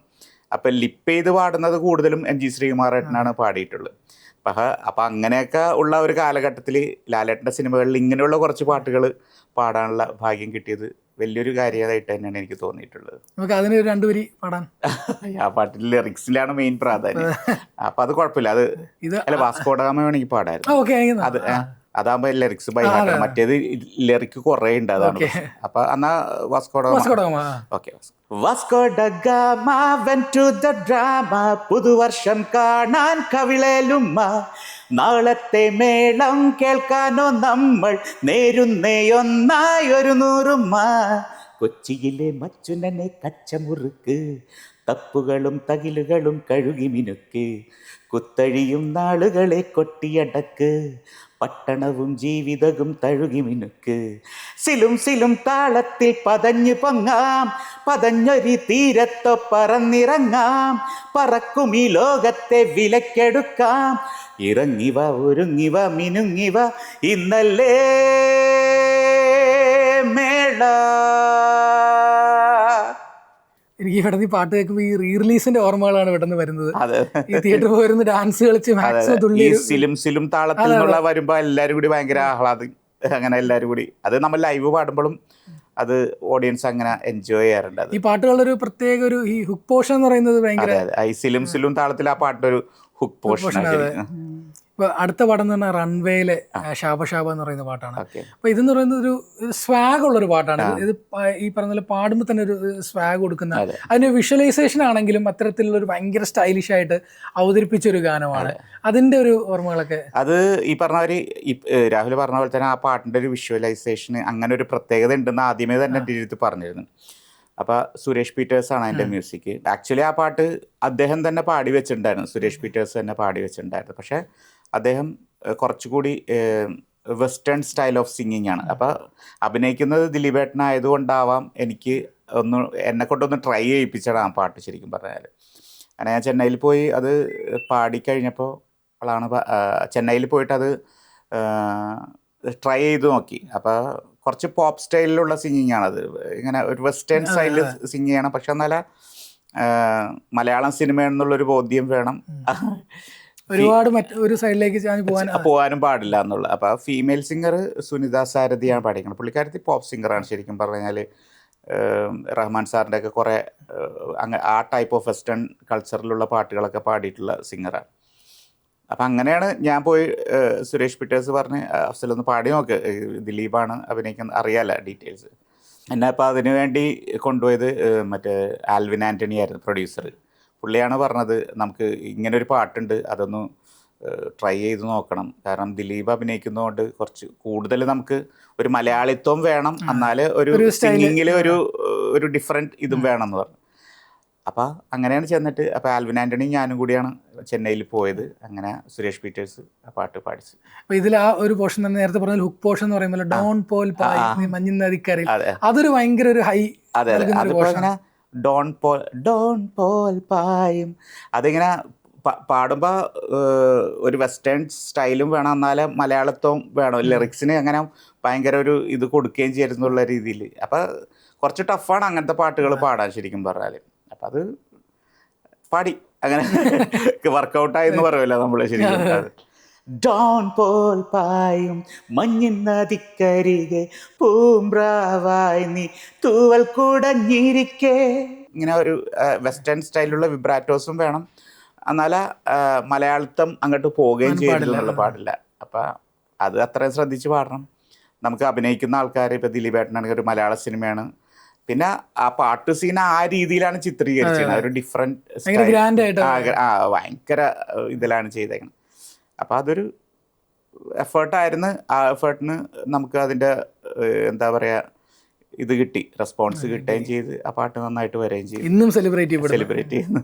ഇപ്പോൾ അഫ്സലിക്കയുടെ പാട്ടുകൾ ഇപ്പോൾ എടുത്ത് നോക്കിക്കഴിഞ്ഞാൽ, ഇപ്പോൾ റൊമാൻറ്റിക് സോങ്സ് ആയിക്കോട്ടെ അല്ലെങ്കിൽ അടിച്ചുപൊളി പാട്ടായിക്കോട്ടെ, ഇതിൻ്റെ ഇടയിൽ ഭയങ്കര ഡിഫറൻ്റ് ആയിട്ട് നിൽക്കുന്ന ഒരു പാട്ടാണ് പോകാതെ എന്ന് പറയുന്ന പാട്ട്, രാപ്പകൽ. അത് അഫ്സലിക്കയുടെ ഏത് ഒരു പ്രോഗ്രാമിൻ്റെ അല്ലെങ്കിൽ വീഡിയോയുടെ താഴെയും വരുന്നൊരു കമൻ്റ് എന്ന് പറയുന്നത് ഈ പോകാതെ എന്ന് പറയുന്ന പാട്ട് എല്ലാവരുടെയും ഭയങ്കര ഒരു ഫേവറേറ്റ് പാട്ടുകളിലൊന്നാണ്. ആ പാട്ടിലേക്ക് എത്തുന്നത് എങ്ങനെയാണ്? കാരണം ഒരു ഡാൻസ്, ഒരു ഫാസ്റ്റ് നമ്പർ പാടിക്കൊണ്ടിരിക്കുന്ന ഒരു സമയം, റൊമാൻറ്റിക് നമ്പർ പാടിക്കൊണ്ടിരിക്കുന്ന സമയത്ത് ഇത്തരത്തിലൊരു ഇമോഷണൽ സോങ്ങിലേക്ക് ഭയങ്കര ഫീല് കൊടുത്ത ഒരു ഭയങ്കര ഒരു ക്രൂഷ്യൽ മൊമെന്റിൽ വരുന്ന ഒരു പാട്ടിൽ അഫ്സലിക്ക സെലക്ട് ചെയ്യുന്ന പറഞ്ഞ ഒരു മൊമെന്റ് ഉണ്ടാവുമല്ലോ. സെലക്ട് ചെയ്തത് എനിക്ക് വലിയൊരു അത്ഭുതമായിട്ട് തന്നെ തോന്നാറുണ്ട്. പക്ഷേ ഇങ്ങനെയുള്ള പാട്ടുകൾ ആണ് എനിക്ക് എൻ്റെ ചെറുപ്പകാലം തൊട്ട് ഞാൻ കേൾക്കുന്നത്. അതിന് കാരണം എൻ്റെ ഫാദറാണ്. എൻ്റെ ഫാദർ കൊച്ചിയിൽ അറിയപ്പെടുന്ന മ്യൂസീഷ്യനായിരുന്നു. പുള്ളി ഒരു ഹിന്ദുസ്ഥാനി ബേസ് ഉള്ള ഒരു സിംഗറാണ്. ഇസ്മായിൽ എന്നാണ് പേര്, SM ഇസ്മായിൽ. അപ്പോൾ എൻ്റെ ചെറുപ്പത്തിലൊക്കെ പുള്ളി ഹാർമോണിയം വായിച്ച് വീട്ടിൽ ഇതേപോലുള്ള ഹിന്ദുസ്ഥാനി രാഗങ്ങളിലുള്ള പാട്ടുകളൊക്കെ പാടുന്നത് കേട്ടാണ് ഞങ്ങളൊക്കെ വളർന്നേക്കണം, ഞങ്ങൾ ബ്രദേഴ്സ് എല്ലാവരും. അപ്പം അങ്ങനെ ഒരു മ്യൂസിക് മനസ്സിൻ്റെ ഉള്ളിലുണ്ട് ശരിക്കും. പക്ഷേ ഞാൻ പാടി തുടങ്ങിയപ്പോൾ SPBയുടെ പാട്ടുകൾ, അടിപൊളി പാട്ടുകൾ, ഗാനമേളൊക്കെ പാടുന്നു.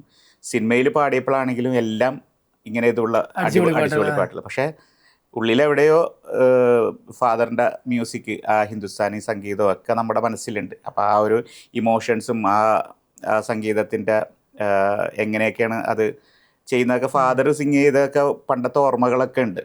അപ്പം ഇങ്ങനൊരു പാട്ട് സംഭവിച്ചപ്പോൾ അത് മോഹൻ സിത്താരയാണ് മ്യൂസിക്. ആദ്യം അദ്ദേഹത്തിനോടാണ് എനിക്ക്. കാരണം അദ്ദേഹം അതിനുവേണ്ടി പുള്ളി ഒരു എന്താ പറയുക ഒരു പരീക്ഷണം നടത്തി എന്നുള്ളത് തന്നെ ശരിക്കും പറഞ്ഞാൽ. ആരും അങ്ങനെ പരീക്ഷിക്കൂല. ഇങ്ങനെ ഒരു സോങ് വരുമ്പോൾ നമ്മളിപ്പോൾ മലയാളത്തിൽ ഇഷ്ടംപോലെ സിംഗേഴ്സ് ഉണ്ട്, അത്തരത്തിലുള്ള പാട്ടുകൾ പാടാനുള്ള സിംഗേഴ്സ് ഇഷ്ടം പോലെ ഉണ്ട്. ദാസേട്ടൻ ഉൾപ്പെടെയുള്ളവർ എൻ്റെ അടുത്ത് അങ്ങനെ തന്നെയാണ് പറഞ്ഞത്, ദാസേട്ടനെ പോലുള്ള ഒരു സിംഗിങ് ആണ് ഇതിൽ വേണ്ടിയതെന്നുള്ളത്. അപ്പോൾ കമൽ സാറിൻ്റെ അടുത്ത് മോഹൻ സിത്താര പറഞ്ഞ് ഇങ്ങനെ അഫ്സലിനെ കൊണ്ടൊന്ന് വെറുതെ ട്രൈ ചെയ്യിക്കുക അഫ്സൽ. അപ്പോൾ മോഹൻ ചേട്ടന് കുറേ കൂടി എൻ്റെ സിംഗിങ്ങിനെ കുറിച്ച് അറിയാം പുള്ളിക്ക്.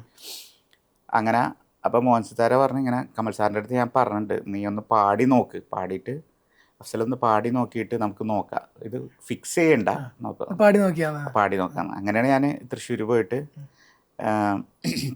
പാടി കഴിഞ്ഞപ്പോൾ മോഹൻ സിത്താര പറഞ്ഞ് എനിക്ക് ഓക്കെയാണ്, കാരണം എനിക്കറിയാം നീ ഇത് എടുക്കാൻ പറ്റുമെന്നുള്ള പുള്ളിക്കൊരു കോൺഫിഡൻസ് ഉണ്ടായിരുന്നു. പിന്നെ അത് കഴിഞ്ഞിട്ട് പിന്നെ മറ്റുള്ളവർ കമൽ സാറും ബാക്കിയുള്ള ക്രൂ എല്ലാവരും, മമ്മൂക്കാൻ്റെ സിനിമയാണ് ടി.എ. റസാക്ക്. അന്ന് എനിക്ക് ഏറ്റവും കൂടുതൽ അപ്രീസിയേഷൻ തന്നത് ടി.എ. റസാക്കായിരുന്നു, അതിൻ്റെ റൈറ്റർ. പുള്ളി പറഞ്ഞു നീ ഇത്തരത്തിലുള്ളൊരു പാട്ട് പാടുന്നുള്ളത്, പുള്ളി എപ്പോഴും പറയും നീ കുറേ മലയാള സിനിമയിൽ കുറേ പാട്ടുകൾ പാടെങ്കിൽ ഈ ഒരു പാട്ട് നിനക്ക് അതൊരു ആയിരിക്കും എന്ന് പറഞ്ഞു. അത് കറക്റ്റാണ്. അത് ഇപ്പോൾ രാഹുൽ പറഞ്ഞവർ നമ്മൾ ഇത്ര അടിപൊളി പാട്ടുകൾ, എല്ലാ പാട്ടുകളും നമുക്ക് നമ്മുടെ സ്വന്തം തന്നെയാണ്, പക്ഷേ എങ്കിലും ഈ ഒരു പാട്ടിനൊരു ഈ പറഞ്ഞ ഒരു മാർക്ക് ഉണ്ട് ശരിക്കും പറഞ്ഞാൽ. ആ ടി.എ. റസാക്ക് അന്ന് പറഞ്ഞത് എനിക്ക് ഓർമ്മയുണ്ട്. കമൽ സാറാണെങ്കിലും അദ്ദേഹം ആ ടൈമിൽ അദ്ദേഹത്തിന് ഡയറക്ടറാണ്, അദ്ദേഹത്തിന് എന്ത് വേണമെങ്കിലും ചിന്തിക്കുക, വേറെ മാറ്റി പാടും, പക്ഷേ അദ്ദേഹം ആ ഒരു കൺവിൻസായി എന്നുള്ളതാണ് ആ പാട്ടിന്. അപ്പം അതൊരു എൻ്റെ ലൈഫിൽ ഇപ്പോൾ അഫ്സൽ എന്നുള്ളൊരു സിംഗർ ഒരു അടിപൊളി സിംഗറായിട്ട് നിൽക്കുന്നതിനോടൊപ്പം തന്നെ ഇങ്ങനെയുള്ള പാട്ടുകളും പാടാൻ പറ്റും എന്നുള്ളൊരു നമുക്ക് കാണിക്കാൻ പറ്റി എന്നുള്ള, അതിന് പ്രൂവ് ചെയ്യാനുള്ള ഒരു സ്പേസ് നമുക്ക് കിട്ടി. അത് കമൽ സാറിനോടും മോഹൻ സിത്താര സാറോടും എസ്പെഷ്യലി മമ്മൂക്കാനോടും എനിക്ക് പറയണം. കാരണം മമ്മൂക്ക ഇടയ്ക്ക് നേരിട്ട് കാണുമ്പോൾ പറയാറുണ്ട് ഈ പാട്ട് ഒരു സ്പെഷ്യൽ അല്ലേ എന്ന് എപ്പോഴും എൻ്റെ അടുത്ത് ചോദിക്കാറുണ്ട്. അന്ന് പാട്ട് കേട്ടിട്ട് മമ്മൂക്ക അന്ന് ഞാൻ കണ്ടില്ല, അന്ന് കിട്ടില്ല. പിന്നെ കുറേ പല സ്ഥലങ്ങളിൽ നമ്മൾ പ്രൈവറ്റ് ആയിട്ട് കാണുമ്പോഴൊക്കെ പറയും ഈ പാട്ടിനൊരു പ്രത്യേകത ഉണ്ട് കേട്ടോ എന്നുള്ള രീതിയിൽ മമ്മൂക്ക എപ്പോഴും പറയും. കുറേ അടിപൊളി പാട്ടുകളൊക്കെ പാടുന്നുണ്ടെങ്കിൽ ഇത്തരത്തിലുള്ള പാട്ടുകൾക്ക് ഒരു നമുക്ക് വാല്യൂ ഉണ്ടാവും എന്നുള്ള രീതിയിൽ പലപ്പോഴും കാണുമ്പോഴൊക്കെ പറയാറുണ്ട്. അപ്പോൾ എല്ലാവരുടെയും ഫേവറേറ്റ് ആയിട്ടുള്ള ആ പാട്ടിൻ്റെ രണ്ടുപേരും ഞങ്ങൾക്ക് വേണ്ടി ഇന്ന്. സ്നേഹപ്പൊന്മാനേ അമ്മപ്പൂവാലി എന്നും മുറ്റത്തി നന്മ മരമില്ലേ, ഓ മുറ്റത്തി നന്മ മരമില്ലേ, പോകാതെ കരിയില കാറ്റേ എങ്ങും, പോകാതെ ഇളവയിൽ തുമ്പി, പോകാതെ നമ്പല കിളിയേ ദൂരെ, പോകാതെ ആലില കുരുവി. ഇപ്പോൾ അഫ്സൽക്കയുടെ പാട്ടുകളെ കുറിച്ച് പറയുമ്പോൾ കോമ്പിനേഷൻ ഭയങ്കര പറയേണ്ട എടുത്ത് കാര്യം ഇപ്പോൾ റിമി ടോമി അല്ലെങ്കിൽ ജോത്സനയോടൊപ്പം പാടുന്ന കോമ്പിനേഷൻ സോങ്ങുകൾ ഭയങ്കര സെലിബ്രേറ്റ് ചെയ്യപ്പെടുന്നുണ്ട്. അപ്പോൾ ഇന്നും അതിനെക്കുറിച്ച് ചർച്ച നടക്കുന്നുണ്ട്. ഇവർ രണ്ടുപേരുമായിട്ടുള്ളൊരു ഈ കോമ്പിനേഷനെ കുറിച്ചൊക്കെ എന്നാ? റിമിയുടെ കൂടെ അങ്ങനെ ഡുവറ്റ് എന്ന് പറയുകയാണെങ്കിൽ ഇപ്പോൾ നമ്മൾ നേരത്തെ പറഞ്ഞ വാസ്കോഡ ഗാമ പാടിയിട്ടുണ്ട്. പിന്നെ ജില്ലം ജില്ലാല അതിൽ റിമിയും ഞാനും അൻവർ സാദത്തും കൂടിയാണ് പാടിക്കുന്നത്. പിന്നെ മത്താപ്പൂവെ അതന്നെ ഞാൻ പറയാം, മത്താപ്പൂവെ ഞാനും സെയിം അൻവറും ഞാനും റിമിയും പിന്നെ ജാസിയും ഉണ്ട് പാടിയിട്ടുണ്ട്. ജാസിയായിരുന്നു മ്യൂസിക് അതിൻ്റെ. പിന്നെ എം ജയചന്ദ്രൻ്റെ പൃഥ്വിരാജ് സിനിമ കബഡി കബഡി എന്നുള്ളൊരു സോങ്, അങ്ങനെ കുറച്ച് പാട്ടുകൾ റിമിയുടെ കൂടെ പാടിയിട്ടുണ്ട്. ജോത്സ്നയുടെ കൂടെ ഈ പറഞ്ഞ ഒരു കുറച്ച് പാട്ടുകളെ പാടിയിട്ടുള്ളൂ. പക്ഷേ പാടിയത് ഇപ്പോൾ മെഹർബ ഭയങ്കര ഒരു പോപ്പുലർ സോങ് ആയിരുന്നു. അതേപോലെ ചിരിമണി മുല്ല എന്നുള്ള പാട്ടും പിന്നെ കളേഴ്സിൽ ഓ കൺമണി എന്നുള്ള ദിലീപ് സിനിമയിലുള്ള ഒരു പാട്ട്, അതൊക്കെ അങ്ങനെയുള്ള കുറച്ച് നല്ല പാട്ടുകൾ ജോത്സ്നയുടെ കൂടെ പാടിയിട്ടുണ്ട്.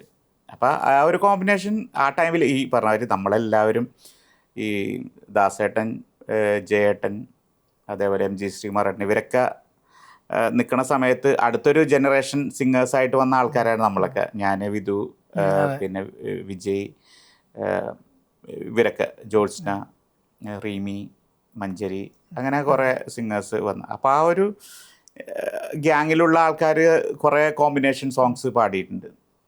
അപ്പോൾ അതിൽ കുറേ നല്ല പാട്ടുകൾ എനിക്കും ഈ പറഞ്ഞവരോടൊക്കെ പാടാൻ പറ്റിയിട്ടുണ്ട്. അത് വലിയൊരു കാര്യം തന്നെ. ഇപ്പോൾ നേരത്തെ പറഞ്ഞ പോലെ ചിരിമണി മുല്ല എന്ന് പറയുന്ന ഗാനം ലയണിലെ, ഇത് ഈ ഷാബ പറഞ്ഞ പോലെ തന്നെ ഒരു സ്റ്റൈലിഷ് ആയിട്ടുള്ള ഗാനമാണ്. വിഷ്വൽ അടക്കം അതിൻ്റെ ലിറിക്സ് അടക്കം അതിൻ്റെ ഒരു കമ്പോസിഷൻ അടക്കം ഭയങ്കര സ്റ്റൈലിഷ് ആയിട്ടുള്ള ഒരു ഗാനമാണ്. ഇടയ്ക്ക് ഇംഗ്ലീഷ് ലിറിക്സ് അടക്കം വരുന്നൊരു ഇതാണ്. അതിന്റെ ഒരു എങ്ങനെയാണ് അതിലേക്ക്? അതും ഈ ഒരു സ്റ്റൈൽ ഓഫ് ദിലീപ് സിനിമയായിരുന്നു. ഇപ്പൊ ആ കാലഘട്ടത്തിൽ കുറെ സിനിമകളൊക്കെ പുറത്തു പോയിട്ട് ഷൂട്ട് ചെയ്യുന്നത്. ഇപ്പൊ അത് ഭയങ്കരമായിട്ട് കുറഞ്ഞു. ഇപ്പൊ വളരെയധികം കുറഞ്ഞു എന്ന് തന്നെ പറയാം. അപ്പോൾ അന്ന് അതൊരു ട്രെൻഡായിരുന്നു ശരിക്കും പറഞ്ഞാൽ, പുറത്തു പോയി ഷൂട്ട് ചെയ്യുക എന്നുള്ളത്. അപ്പോൾ ദിലീപ് സിനിമകളായിരുന്നു കൂടുതലും അങ്ങനെ ചെയ്തിട്ടുണ്ടായിരുന്നു. ഇപ്പോൾ ഷാബയാണെങ്കിലും ഇപ്പോൾ ഈ ചിരിമണി മുല്ല ലയനിലാണ്. അപ്പോൾ അതും ഈ പറഞ്ഞ അതിൽ 2 പാട്ടുകളുണ്ട്. അത് രണ്ടും പുറത്തുനിന്ന് തന്നെ ന്യൂസിലാൻഡിൽ നിന്നാണ് ഷൂട്ട് ചെയ്തേക്കണം. അപ്പോൾ അതുകൊണ്ട് തന്നെ ആ ഒരു കളർഫുള്ളായിട്ട് ചെയ്യുമ്പോൾ ആ പാട്ടിലും ഒരു കളർഫുൾനെസ് ഉണ്ടാകണം. അതന്നെ. അത് ശരിക്കും ദീപക്കാണ് അത് ചെയ്തേക്കുന്നത്. ദീപക്കിൻ്റെ നമുക്കറിയാം അദ്ദേഹത്തിൻ്റെ ഒരു സ്പെഷ്യാലിറ്റി അതിൻ്റെ സൗണ്ടിങ് ആണ് പുള്ളിയുടെ. അപ്പം അതൊക്കെ മെയിൻ ഒരു കാരണമാണ്. പിന്നെ സിംഗിങ് ആണെങ്കിലും ഞാൻ നേരത്തെ പറഞ്ഞ പോലെ ഷാബൊക്കെ പാടിയ ആ ഒരു സ്റ്റൈൽ ഓഫ്, പക്ഷെ അതിനേക്കാൾ കുറച്ചും കൂടി റൊമാൻറ്റിക് ആയിരുന്നു ഈ പാട്ട്. അപ്പം ആ ഒരു സ്റ്റൈലിൽ അതിനെ പ്രസൻറ്റ് ചെയ്യാൻ പറ്റി എന്നുള്ളതാണ്. ചിരിമണി മുല്ലേ ചിത്തിരമുല്ലേ സുഖമല്ലേ സുന്ദരി മുല്ലേ ചെല്ല നിലാവിൻ ചുംബനമേൽക്കാൻ സുഖമാണല്ലേ, ഓ കണ്ണിണകൾ കടുകുവറുക്കണു സുഖമാണല്ലോ, കവിളിണകൾ ചോന്നു തുടിക്കണു പതിവാണല്ലോ, ഒരു വട്ടം കൂടി പറയണതെന്തിന് ഞാൻ ബേബി ജസ്റ്റ് ടെൽ മീ സ്നേഹം തൊട്ട് തരുമോ, കനവിൽ മുട്ടി നീ വരുമോ I just wanna love you ചുണ്ടിൽ തൊട്ട് നൽകാം, കനവിൽ മുട്ടി ഞാൻ തനിയെ പോരാ. കേൾക്കുമ്പോൾ തന്നെ ഭയങ്കര ഹൈയാണ്. അല്ല, അങ്ങനെ ആ കാലഘട്ടത്തിൽ അങ്ങനെയുള്ള ഒരു ട്രെൻഡി ആയിട്ടുള്ള സോങ്ങുകളുടെയൊക്കെ ഒരു പാർട്ടാകാൻ പറ്റി എന്നുള്ളൊരു വലിയൊരു സന്തോഷം തന്നെയാണ്. മാത്രമല്ല ഈ ഇപ്പം ഒരു അടിച്ചുപൊളി പാട്ടാണെങ്കിലും ഒരുപാട് കാലം നിലനിൽക്കുന്നുണ്ട് ഈ പാട്ടുകളൊക്കെ. ഒരു സർട്ടൈൻ ഒരു സമയത്തേക്ക് മാത്രം നിൽക്കാതെ ഇപ്പൊ ഒരു 10 വർഷം 15 വർഷം ഇനി ഒരു 20 വർഷം കഴിഞ്ഞാലും ഈ പാട്ട് അത് കാരണം പുതിയ ഇപ്പൊ സോഷ്യൽ മീഡിയയിലൊക്കെ സോഷ്യൽ മീഡിയയിൽ ഇൻസ്റ്റാഗ്രാമിലൊക്കെ കുറച്ചുകൂടി പുതിയ ജനറേഷൻ അവരൊക്കെ റീൽസിലൊക്കെ കൂടുതലും ഇങ്ങനെയുള്ള പാട്ടുകൾ കേൾക്കുന്നുണ്ട്. അവര് ചിലപ്പോൾ ഫുൾ സോങ് ഒന്നും അവർ കേൾക്കുന്നുണ്ടാവില്ല, കാരണം ഇപ്പൊ എല്ലാവരും റീൽസ് ആയിട്ട് കുറച്ച് ചിലപ്പോൾ അതിന്റെ ഒരു ഹുക്ക് പോർഷൻ മാത്രമൊക്കെ ആയിരിക്കും അവർ കേൾക്കുന്നത്. എന്നാലും സന്തോഷം, കാരണം പിന്നീടാണെങ്കിൽ അവർ അതിന്റെ ഫുൾ വേർഷൻ കേൾക്കണം എന്നൊക്കെ തോന്നുമ്പോൾ അവർ കേൾക്കുന്നുമുണ്ട് അങ്ങനെയുള്ളത്. അപ്പം അങ്ങനെ അതും ഒരു ഭാഗ്യമായിട്ട് തന്നെയാണ് കണക്കാക്കണം. പാടിയ പാട്ടുകൾ വീണ്ടും ആയിട്ട് വന്നിട്ട് വീണ്ടും പുതിയ ജനറേഷനിലേക്ക് എത്തുന്നു എന്ന് പറയുമ്പോൾ ഒരു സന്തോഷം തന്നെ. ഇപ്പോൾ ഈ അഫ്സലിക്കയുടെ പാട്ടുകൾ നോക്കുകയാണെങ്കിൽ, പാടിയ ഗാനങ്ങൾ നോക്കുകയാണെങ്കിൽ ഡബ്ബ് സിനിമകളുടെ ഒരുപാട് പാട്ടുകളുണ്ട്. ഒരുപാട് നല്ല ഗാനങ്ങളുടെ നല്ല ഡബ്ബ് പാട്ടുകളുടെ ഭാഗമായിട്ടുണ്ട്, പ്രത്യേകിച്ചും അല്ലു അർജുൻ സോങ്സിൻ്റെ. ഒരു കാലത്ത് ഈ പറഞ്ഞ പോലെ വിധു പ്രതാപ്, അഫ്സലിക്ക ഇവരെല്ലാവരെയും ഒരു സെറ്റ് ഓഫ് പാട്ടുകളായിരുന്നു അല്ലു അർജുൻ സിനിമകളിലുണ്ടായിരുന്നത്. ഇതിൽ ഏറ്റവും സെലിബ്രേറ്റ് ചെയ്യപ്പെടുന്ന ഏറ്റവും എന്നും ഓർത്തിരിക്കുന്ന പാട്ട് ചെമ്പനീർ പൂവേ എന്ന് പറയുന്ന ഗാനമാണ് കൃഷ്ണ എന്ന് പറയുന്ന സിനിമയിലെ. ഇന്നും ആ പാട്ടൊരു ഭയങ്കര ബെഞ്ച് മാർക്കായിട്ട് നിൽക്കുന്നൊരു പാട്ടാണ്. തെലുങ്ക് വേർഷൻ പലരും കേൾക്കാൻ മടിക്കുന്നു, മലയാളത്തിൽ അഫ്സലിക്ക പാടിയ വേർഷൻ പലരും ഭയങ്കര ഹൃദയത്തോട് ചേർത്ത് വെക്കുന്ന ഒരു ഗാനമാണ്. അതിൻ്റെ ഒരു ഓർമ്മ എങ്ങനെ ആ കാലഘട്ടത്തിൽ അല്ലു അർജുൻ ഇങ്ങനെ ഒരു തരംഗമായിട്ട് മലയാളത്തിൽ വന്നതാണ്. അപ്പം അന്ന് കുറേ ഡബ്ബിങ് സിനിമ ഞാൻ പാടിയിട്ടുണ്ടെങ്കിലും എല്ലാം ഈ പറഞ്ഞവർ ഐ ആം വെരി സോറി, ഒരു 4000 സോറി എന്നൊക്കെ പറഞ്ഞൊരു പാട്ടുണ്ടായിരുന്നു. അപ്പോൾ അത് അന്ന് ഇന്നാണല്ലോ ഇപ്പം നമ്മൾ ഒറ്റ സ്ട്രെച്ചിൽ എല്ലാ ഭാഷകളും കൂടി റെക്കോർഡിങ്സും എല്ലാം നടക്കുന്നത്. പണ്ടെന്ന് പറഞ്ഞാൽ സിനിമ അവിടെ ഇറങ്ങിക്കഴിഞ്ഞ ശേഷം പിന്നീട് മലയാളത്തിലേക്ക് അത് എടുത്തിട്ട് ഡബ് ചെയ്ത് ആ പാട്ടുകളൊക്കെ റെക്കോർഡ് ചെയ്തായിരുന്നു ആ കാലഘട്ടത്തിൽ നമ്മളൊക്കെ പാടുന്ന സമയത്ത്. അപ്പം അങ്ങനെ വർക്കുകളൊക്കെ കൂടുതൽ ചെയ്തിരുന്നത് ഖാദറസൻ എന്ന് പറഞ്ഞിട്ടൊരു പ്രൊഡ്യൂസറായിരുന്നു, സിനിമകൾ സ്ഥിരം ചെയ്തിരുന്നത്. അപ്പം അദ്ദേഹം കൂടുതലും എന്നെ കൊണ്ട് പാടിക്കുമായിരുന്നു, പ്രത്യേകിച്ച് അല്ലു അർജുൻ്റെ സിനിമകളിലൊക്കെ. അപ്പോൾ ചെമ്പനീർ പൂവേ ഈ പറഞ്ഞ നല്ലൊരു ഇന്നും ആ ഒരു കാലഘട്ടത്തിലുണ്ടായിരുന്ന ജനറേഷൻ ഇപ്പോഴും അവർക്ക് ഭയങ്കര ഇഷ്ടം. ഇപ്പോഴും എൻ്റെ അടുത്ത് പലരും റിക്വസ്റ്റ് ചെയ്യാറുണ്ട്, ആ പാട്ട് പാടിക്കൂടെ, ഒരു റീല് പാടിയിട്ടൂടെ എന്നൊക്കെ ചോദിക്കാറുണ്ട്. അപ്പം അത് വലിയൊരു സന്തോഷമാണ്. ഞാനും പ്രോഗ്രാമിനത് ഒരു പ്രാവശ്യം ഒരു മൾട്ടിലിംഗൽ ചിത്രചേച്ചിയുടെ ഒരു പ്രോഗ്രാമിന് തന്നെയാണ് പോയപ്പം അതിൻ്റെ തെലുങ്ക് പാടിയിട്ട് ഞാൻ പിന്നെ മലയാളം, അപ്പോൾ തെലുങ്കന്മാരും ഉണ്ടായിരുന്നു, തെലുങ്ക് ഓഡിയൻസും ഉണ്ടായിരുന്നു. അപ്പോൾ അവർക്ക് അപ്പോൾ ഞാനത് അങ്ങനെ അനൗൺസ് ചെയ്ത്, ഇതിങ്ങനെ തെലുങ്കിൽ അല്ലുവിൻ്റെ പാട്ടാണ് പോപ്പുലറായിട്ടുള്ള, പക്ഷേ അതിൻ്റെ മലയാളം വെർഷൻ ഞാനാണ് പാടിക്കണമെന്ന് പറഞ്ഞിട്ട് ഞാൻ തെലുങ്കും മലയാളവും കൂടി കണക്ട് ചെയ്ത് പാടിയത്. അതൊരു ഭയങ്കര ഹൈ ആയിരുന്നില്ല, അത് ലൈവിലൊക്കെ ചെയ്യുമ്പോൾ അങ്ങനെ നല്ല രസമാണ്. നമ്മവേ മോഗാനി అందాల యువరాణి నీలపై వాలింది నా ముందే విరిసింది ചെമ്പനീർ പൂവേനി അന്നേതോ ഒരു നാളിൽ നീലമഞ്ഞിൽ വിരിഞ്ഞൻ കൺമിന്നിൽ മിഴിച്ചിങ്ങി അത്ഭുതം മടങ്ങാതന്നു ഞാൻ അങ്ങനെ നിശബ്ദം നിൽക്കവേ എങ്ങു പോയി പ്രകാശം നൽകി നീ നിൽക്കയാണെന്നെയോർത്തിന്നു ഞാൻ നിറങ്ങൾക്കാവുമോ വെല്ലുവാൻ നിൻമിഴിച്ചന്തം അതേതോ മായയോ നിന്നിലായി മിന്നി നിൽക്കുന്നു. ഇത് കേൾക്കുമ്പോൾ എൻ്റെ ഒരു സ്കൂൾ കാലഘട്ടത്തിലേക്ക് ഓർത്ത് വേണം. ജിഗ് ബോക്സിലൊക്കെ വരുന്ന സമയത്ത് ഞാൻ ഫ്രണ്ട്സ് ഒക്കെ കൂടി ഇത് കേൾക്കുന്ന ഒരു ഭയങ്കര മെമ്മറിയാണ്. ആ സമയത്ത് കുറെ ടിവിയിലൊക്കെ കുറെ റിക്വസ്റ്റ് ചെയ്യുന്ന ഒരു പാട്ടും കൂടെ ജൂക്ക് ബോക്സിലൊക്കെ എല്ലാവരും റിക്വസ്റ്റ് ചെയ്യുമായിരുന്നു. അപ്പം അതും ഇപ്പം ഞാൻ പലപ്പോഴും ആലോചിക്കും, ഈ പാട്ടൊക്കെ ഒന്ന് റീല് പാടി വെറുതെ ഇൻസ്റ്റയിൽ ഇടണം എന്നുള്ള, നിങ്ങളെപ്പോലുള്ള ആൾക്കാർ അതിനുവേണ്ടി കുറേ വെയിറ്റ് ചെയ്യണ്ടെന്നുള്ള അറിയാം. എന്തായാലും പാടണം. അപ്പം ഞാൻ ലൈവിൽ ഞാൻ പാടാറുണ്ട്, ഇത് കുറച്ചായി, ഫുള്ള് പാടാറില്ല, കുറച്ച് ഞാൻ പാടും, ഇങ്ങനെ റിക്വസ്റ്റ് വരുമ്പോഴൊക്കെ പാടാറുണ്ട്. മാത്രമല്ല ഇതിന്റെ വരികൾ ഭയങ്കര ബ്യൂട്ടിഫുൾ ആണ്. ഈ ഡബിങ് എഴുത്തും അത് ഭയങ്കര അതിൽ ഏറ്റവും വിദഗ്ധൻ എന്ന് പറഞ്ഞാൽ നമുക്ക് നമ്മുടെ വിട്ടുപിരിഞ്ഞ മങ്കൊമ്പ് ഗോപാലകൃഷ്ണൻ സാറാണ്. അദ്ദേഹം കുറേ നല്ല പാട്ടുകൾ മലയാളം ഡബ്ബിങ് സിനിമകൾക്ക് വേണ്ടി എഴുതിയിട്ടുണ്ട്. അപ്പോൾ അത് അദ്ദേഹത്തെ ഈ സമയത്ത് നമുക്ക് ഓർക്കേണ്ടിയിരിക്കണം. അങ്ങനെ കുറേ നല്ല പാട്ടുകൾ അദ്ദേഹം മലയാളത്തിൽ അല്ലാതെയുള്ള കുറേ പാട്ടുകളൊക്കെ എഴുതിയിട്ടുണ്ടെങ്കിലും ഡബ്ബിങ് സിനിമകൾക്ക് അദ്ദേഹത്തിൻ്റെ ഒരു കയ്യൊപ്പ് ഭയങ്കരമായിരുന്നു. അപ്പോൾ അങ്ങനെ അദ്ദേഹത്തിൻ്റെ കൂടെ വർക്ക് ചെയ്യാനുള്ള അങ്ങനെ കുറേ ഭാഗ്യങ്ങൾ കിട്ടിയിട്ടുണ്ട്. അപ്പൊ ഇതിന്റെ കൂടെ ചേർത്ത് പറയേണ്ട ഒരു മറ്റൊരു പാട്ടാണ് ലക്ഷ്മി വാവ എന്ന് പറയുന്ന പാട്ട്. ഇത് ഞാൻ ചെറുപ്പകാലത്ത് ഈ പറയുന്ന പോലെ ടി വികളിലും പ്രൈവറ്റ് ബസ്സുകളിലൊക്കെ ഭയങ്കരമായിട്ട് കേൾക്കുന്ന പാട്ടാണ്. ഭയങ്കര ഹൈ നൽകുന്ന ഒരു ലക്ഷ്മി വാവ. പിന്നെ അതേപോലെ ഈ മറ്റേ പുന്നാര പേടമാനെ ഒന്ന് നില്ല്, അത് പഴയ വെർഷൻ എനിക്ക് തോന്നുന്നു MG ശ്രീകുമാരേട്ടനാണ് പഠിക്കണം, ചിരഞ്ജീവി അഭിനയിച്ചു. പക്ഷെ അതിനുശേഷം അദ്ദേഹത്തിൻ്റെ പെങ്ങളുടെ മകൻ പിന്നീട് അഭിനയിച്ചപ്പോൾ അത് റീമേക്ക് ആയിട്ട് വന്നു. അപ്പോൾ പിന്നെ ആ സോങ് ഞാനാണ് പാടിയത്. അപ്പം അങ്ങനെയൊക്കെയുള്ള കുറേ നല്ല പാട്ടുകൾ, പ്രത്യേകിച്ച് കീരവാണി സാറിൻ്റെ മ്യൂസിക്കാണ് ആ സമയത്ത് എല്ലാവർക്കും. അദ്ദേഹത്തിനെ നമുക്കറിയാമല്ലോ, ഇന്ത്യ അറിയുന്ന, വേൾഡിൽ നമുക്ക് ഓസ്കാർ വരെ കിട്ടിയിട്ടുള്ള കീരവാണി സാറിൻ്റെ കുറേ പാട്ടുകൾ ഉണ്ട്. അപ്പോൾ അതൊക്കെ പാടാൻ പറ്റിയത് തന്നെ ഒരു വലിയൊരു ഭാഗ്യമാണ്. ഇപ്പോൾ അടുത്തൊരു പാട്ടെന്ന് പറയുന്നത് പെരുമഴക്കാലത്തിലെ മെഹർബ എന്ന് പറയുന്ന പാട്ട്. ഇത് ഇപ്പം മാണിക്കക്കല്ല് ആ ഒരു പോർഷൻ എന്ന് പറയുന്നത് ഭയങ്കര സെലിബ്രേറ്റ് ചെയ്യപ്പെടുന്നു. ഇന്നും നേരത്തെ പറഞ്ഞ റീലിലൊക്കെ ഭയങ്കരമായിട്ട് സെലിബ്രേറ്റ് ചെയ്യപ്പെടുന്ന ഒരു പാട്ടാണ്. കമൽ സാറിന്റെ പടം എങ്ങനെയാണ് അതിൻ്റെ MJ അജിന്ദ്രൻ കൈതപ്രമാഷിൻ്റെ അവരുടെ ഒരു കൂട്ടുകെട്ടിൽ നല്ലൊരു മാപ്പിളപ്പാട്ടെന്ന് പറയുമ്പോൾ മലയാള സിനിമയിൽ ആദ്യകാലം തൊട്ട് തന്നെ മാപ്പിളപ്പാട്ടുകൾക്കൊരു പ്രാധാന്യമുണ്ട്. അപ്പം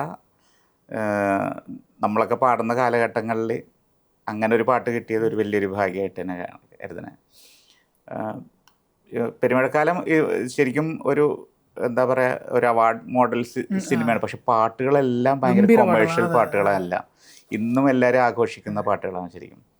കല്ലായി കടവത്താണെങ്കിലും, ചെന്താർമിഴി, രാക്കിളിതൻ, പിന്നെ മെഹർബ. അപ്പോൾ ഇതെല്ലാം ഇത്തരത്തിലുള്ള. അപ്പോൾ ഈ സിനിമയുടെ വർക്ക് തുടങ്ങുന്നതിന് മുമ്പ് MJ എൻ്റെ അടുത്ത് പറഞ്ഞ ഓർമ്മയുണ്ട്, നല്ല കുറേ പാട്ടുകൾ ചെയ്യാനുള്ളൊരു പ്രോജക്റ്റ് കിട്ടിയിട്ടുണ്ട് കമൽ സാറിൻ്റെ.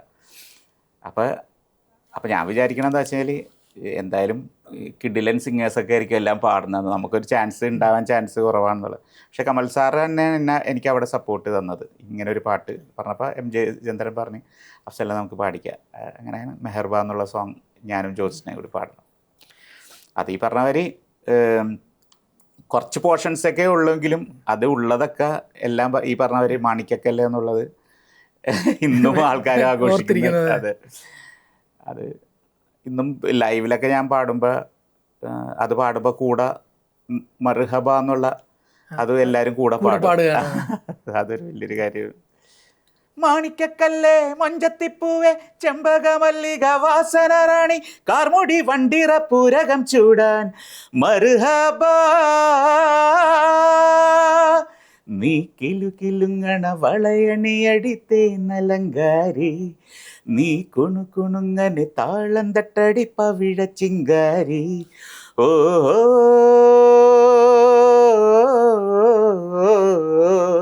है रजिया है रजिया മെഹർബാ മെഹർബാ കള്ളിപ്പെണ്ണേ മെഹർബാ കഞ്ചകപ്പൂഞ്ചെണ്ടിനൊത്തൊരു മുത്തേ മെഹർബാ നാളെ ഈ രസപ്പൂങ്കാവനത്തിൽ മധുവിധുവല്ലേ.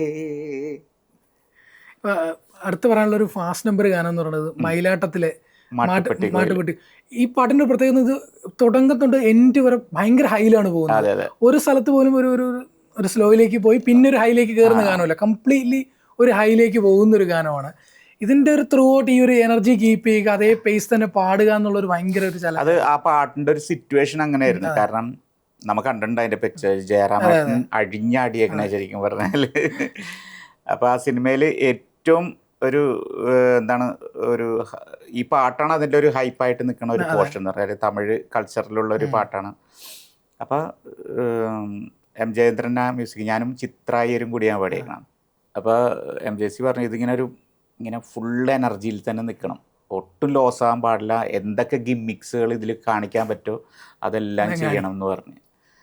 അപ്പോൾ പിന്നെ നമുക്ക് അറിയാം ജയറാമേട്ടൻ കുറച്ച് തമിഴ് കൾച്ചറിലുള്ള അടിപൊളിയൊക്കെ ചെയ്യാൻ ഞാൻ പുള്ളിയുടെ കൂടെ സ്റ്റേജ് ഷോസിനൊക്കെ പോകുമ്പോൾ പുള്ളി ഡാൻസൊക്കെ ചെയ്യുമ്പോൾ അങ്ങനെ തമിഴ് പാട്ടുകളൊക്കെ പുള്ളി പൊളിച്ചടിക്ക് ഡാൻസൊക്കെ കളിക്കാറുണ്ട് അന്ന്. അപ്പോൾ ആ ഒരു മനസ്സിലൊരുണ്ട് ഇങ്ങനെയുള്ള ആ പാട്ട് കേട്ടപ്പോൾ തന്നെ പുള്ളിക്ക് എന്തൊക്കെ ചെയ്യാൻ പറ്റും എന്നുള്ള രീതിയിലുള്ള ഒരു ഐഡിയ ഞാൻ മനസ്സിൽ കണ്ടുകൊണ്ട് പാടാൻ പറ്റി. അതിലുപരി MJCയുടെ കുറേ കോൺട്രിബ്യൂഷൻസ് ഉണ്ട്. പുള്ളി ഇങ്ങനെ ഭരിച്ച് മാക്സിമം കുറേ ഫ്രീഡം തന്നിരുന്നു ആ പാട്ടിന് വേണ്ടി. അതുപോലെ അത് ആ പാട്ട് നമ്മൾ കേൾക്കുമ്പോഴേ ജയറാമേട്ടൻ പാടുന്ന പോലെ ഭയങ്കര അത് ആ കാലഘട്ടത്തിൽ അങ്ങനെ ഒരു അതങ്ങനെ നമ്മൾ ഓരോ സിംഗറിന് വേണ്ടി പാടുമ്പോൾ അവരുടെ ഒരു മാനറിസവും കൂടി മനസ്സിൽ കണ്ടുകൊണ്ട് പാടുമ്പോൾ ഇപ്പം SPB സാറ് നേരത്തെ പറഞ്ഞ പോലെ രജനീകാന്തിന് പാടുമ്പോൾ ഒരു സ്റ്റൈല്, കമൽഹാസന് പാടുമ്പോൾ വേറൊരു സ്റ്റൈല്, അങ്ങനെ. അപ്പം എന്ന് പറഞ്ഞ പോലെ തന്നെ ചിലപ്പോൾ നമ്മുടെ ടോണൽ ഡിഫറൻസ് ഒന്നും ഉണ്ടാവില്ല, പക്ഷേ ഡൈനാമിക്സിൽ കുറച്ച് ഡിഫറൻസ് ഒക്കെ വരുത്തിയിട്ട് നമ്മൾ അവർക്ക് വേണ്ടി അവർ പാടുന്ന രീതിയിലാക്കാൻ ശ്രമിക്കാറുണ്ട് മാക്സിമം. അത് ചില സമയത്തൊക്കെ വർക്കൗട്ട് ആകാറുണ്ട്. ഇപ്പൊ ഈ ബൽറാം വേഴ്സസ് താരാസിലെ മത്താപ്പൂ എന്ന ഗാനം, ഇത് പാടി അഭിനയിക്കുന്ന ഒരു ഗാനമാണല്ലോ. നിങ്ങൾ എല്ലാവരും കൂടെ ഗ്രൂപ്പായിട്ട് പാടി അഭിനയിക്കുന്ന ഒരു ഗാനം. ആ പാട്ട് സെറ്റ് ചെയ്തിരിക്കുന്ന ഒരു വെഡിങ്, ഒരു സെലിബ്രേഷൻ. അപ്പൊ അതെങ്ങനെയാണ് ഈ പാടി അഭിനയിക്കുക എന്നുള്ളൊരു അതിലേക്ക്? അത് ആക്ച്വലി അത് പാടിക്കഴിഞ്ഞപ്പോൾ ചിലപ്പോൾ ആ പാട്ട് ഷൂട്ട് ചെയ്യണതിന് മുമ്പ് തന്നെ ഇങ്ങനെ പറഞ്ഞിങ്ങനെ ചിലപ്പോൾ നിങ്ങൾ വരേണ്ടി വരും, ഒരു കല്യാണം റിസപ്ഷൻ ഒരു സിറ്റുവേഷനാണത്. അപ്പോൾ ആക്ടേഴ്സൊക്കെ ഉണ്ട് എല്ലാവരും, പക്ഷേ എങ്കിലും നിങ്ങളുടെ ഒരു പാർട്ടും കൂടി അവിടെ അതിൽ വേണം എന്നുള്ള രീതിയിൽ. അങ്ങനെയാണ് ഞങ്ങൾ പോയത്. പോയി മാക്സിമം ചെയ്യാൻ പറ്റും. അതിൽ മെയിൻ പാർട്ട് പോലെ തന്നെ ആ ഒരു സിംഗേഴ്സ് എന്നുള്ളൊരു അവിടെ കാണിച്ചുകൊണ്ട് തന്നെ നമ്മൾ ചെയ്യാൻ പറ്റി. നന്നായിട്ട് വന്ന് ഇന്നും ആഘോഷിക്കുന്ന ഒരു പാട്ടാണ്.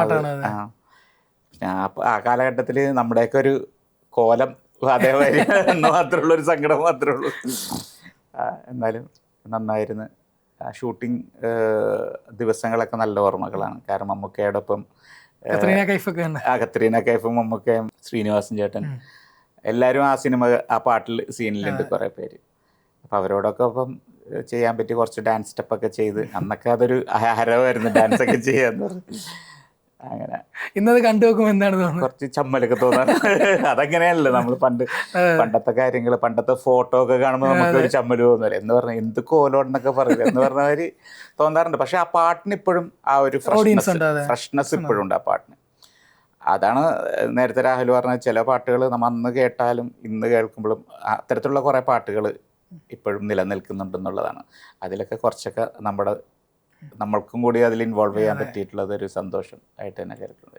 അപ്പോൾ ഇന്ന് മ്യൂസിക് ഒരുപാട് മാറി. ഇപ്പം മ്യൂസിക് കേൾക്കുന്ന ഒരു ഓഡിയൻസും എല്ലാ ടൈപ്പ് ഓഫ് ഓഡിയൻസ്, ഇപ്പം റോക്ക് മ്യൂസിക് ആയിക്കോട്ടെ അല്ലെങ്കിൽ മെറ്റൽ സോങ്, ഇത്തരത്തിലുള്ള പല കൈൻഡ് ഓഫ് സോങ്സ് പ്രേക്ഷകർ സ്വീകരിച്ചു തുടങ്ങി, അക്സെപ്റ്റ് ചെയ്ത് തുടങ്ങി. മലയാളത്തിൽ അത്രയും പാട്ടുകൾ വന്നു തുടങ്ങി. ഇപ്പോൾ ഫെജോ അല്ലെങ്കിൽ ദാപ്സി പോലുള്ളവരുടെ റാപ്പ് സോങ്ങുകൾ ഭയങ്കരമായിട്ട് സെലിബ്രേറ്റ് ചെയ്യപ്പെടുന്നു. ഇപ്പോൾ സിനിമകളുടെ പ്രൊമോഷൻസിനായപ്പോൾ ഇവരുടെ പാട്ടുകൾ ഒരു ഭയങ്കര ഒരു ഹൈപ്പ് മെറ്റീരിയൽ ആയിട്ട് യൂസ് ചെയ്യുന്നു. അപ്പം ഇന്നത്തെ ഈ ഒരു മ്യൂസിക്കിൻ്റെ മാറ്റത്തെയും ഒക്കെ എങ്ങനെയാണ് നോക്കി കാണുന്നത്? തീർച്ചയായിട്ടും ഇപ്പം നമ്മൾ 2000-ൽ ഞങ്ങളൊക്കെ വരുമ്പോൾ അങ്ങനെ ഒരു ചേഞ്ച് തന്നെ ഉണ്ടായിരുന്ന അത്തരത്തിലുള്ള ഒരു ചേഞ്ച് തന്നെയാണ് ഇപ്പോഴും ഉണ്ടായിക്കൊണ്ടിരിക്കുന്നത്. അതങ്ങനെ കാലഘട്ടം അങ്ങനെയാണ്. ശരിക്കും പുതിയ ടൈപ്പ് ഓഫ് മ്യൂസിക്കുകളും സൗണ്ടിങ് ഒക്കെ വരുമ്പോഴാണ് ആ ജനറേഷനിലുള്ള ആൾക്കാർക്ക് കേൾക്കാനും ഒരു ചേഞ്ച് എപ്പോഴും വേണമല്ലോ. അപ്പോൾ തീർച്ചയായിട്ടും അവരുടെയൊക്കെ ഒരു കോൺട്രിബ്യൂഷൻ ഇപ്പം നന്നായിട്ട് വർക്കൗട്ട് ആകുന്നുണ്ട് സിനിമകളിലൊക്കെ. ഫെജോ ആണെങ്കിലും ഡബ്സി ആണെങ്കിലും അങ്ങനെ ഇപ്പം എല്ലാവർക്കും അവസരങ്ങളുണ്ട്. ഇപ്പം ഈ പറഞ്ഞ കാര്യം നമുക്ക് പണ്ടത്തെ കാലഘട്ടം പോലെയല്ല. നമുക്ക് സോഷ്യൽ മീഡിയയിലൂടെ കടന്നു വരുന്ന ഒട്ടേറെ സിംഗേഴ്സ് ഇഷ്ടം പോലെ ഉണ്ട്. അവരുടെയൊക്കെ കോൺട്രിബ്യൂഷൻ മലയാള സിനിമകളിലൊക്കെ എത്തിത്തുടങ്ങി. അപ്പം അതൊക്കെ നല്ല കാര്യമാണ്. പക്ഷേ അതോടൊപ്പം തന്നെ ടാലൻറ്റഡ് ആയിട്ടുള്ള കുറേ, ഇപ്പം നമ്മൾ റിയാലിറ്റി ഷോയിൽ കുറേ സിംഗേഴ്സിനെ കാണുന്നുണ്ട്. അവർക്കും അവരുടെ അവർക്കൊരു മാർക്ക് വേണമല്ലോ. അവർ ശരിക്കും റിയാലിറ്റി ഷോ മാത്രമല്ല, അവർക്കല്ലാതെയുള്ള അവരുടെ ഒരു കോൺട്രിബ്യൂഷൻ എന്നുള്ള കുറച്ച് നല്ല പാട്ടുകളും കൂടി ഉണ്ടെങ്കിൽ അവർക്കും ഒരു സ്പേസ് ഉണ്ടാവും. ഇപ്പം ഐഡിയ സ്റ്റാർ സിംഗറിൽ വന്നിട്ടുള്ള മറ്റേ ശ്രീരാഗ്, അരവിന്ദ്, അങ്ങനെയൊക്കെയുള്ള സിംഗേഴ്സ് അവരൊക്കെ നല്ല ടാലൻറ്റഡ് സിംഗേഴ്സാണ്. അപ്പോൾ അവർക്ക് അവരുടെ ടൈപ്പ് ഓഫ് സ്റ്റൈലിലുള്ള പാട്ടുകളും കൂടി മലയാള സിനിമകളിൽ ഉണ്ടായാൽ അത് നല്ലതായിരിക്കും എന്നാണ് എൻ്റെ ഒരു അഭിപ്രായം. അപ്പോൾ അത്തരത്തിലുള്ള പാട്ടുകൾ കൂടി, പിന്നെ നമുക്കറിയാം മലയാള സിനിമയുടെ ടെക്നോളജിയൊക്കെ മാറി.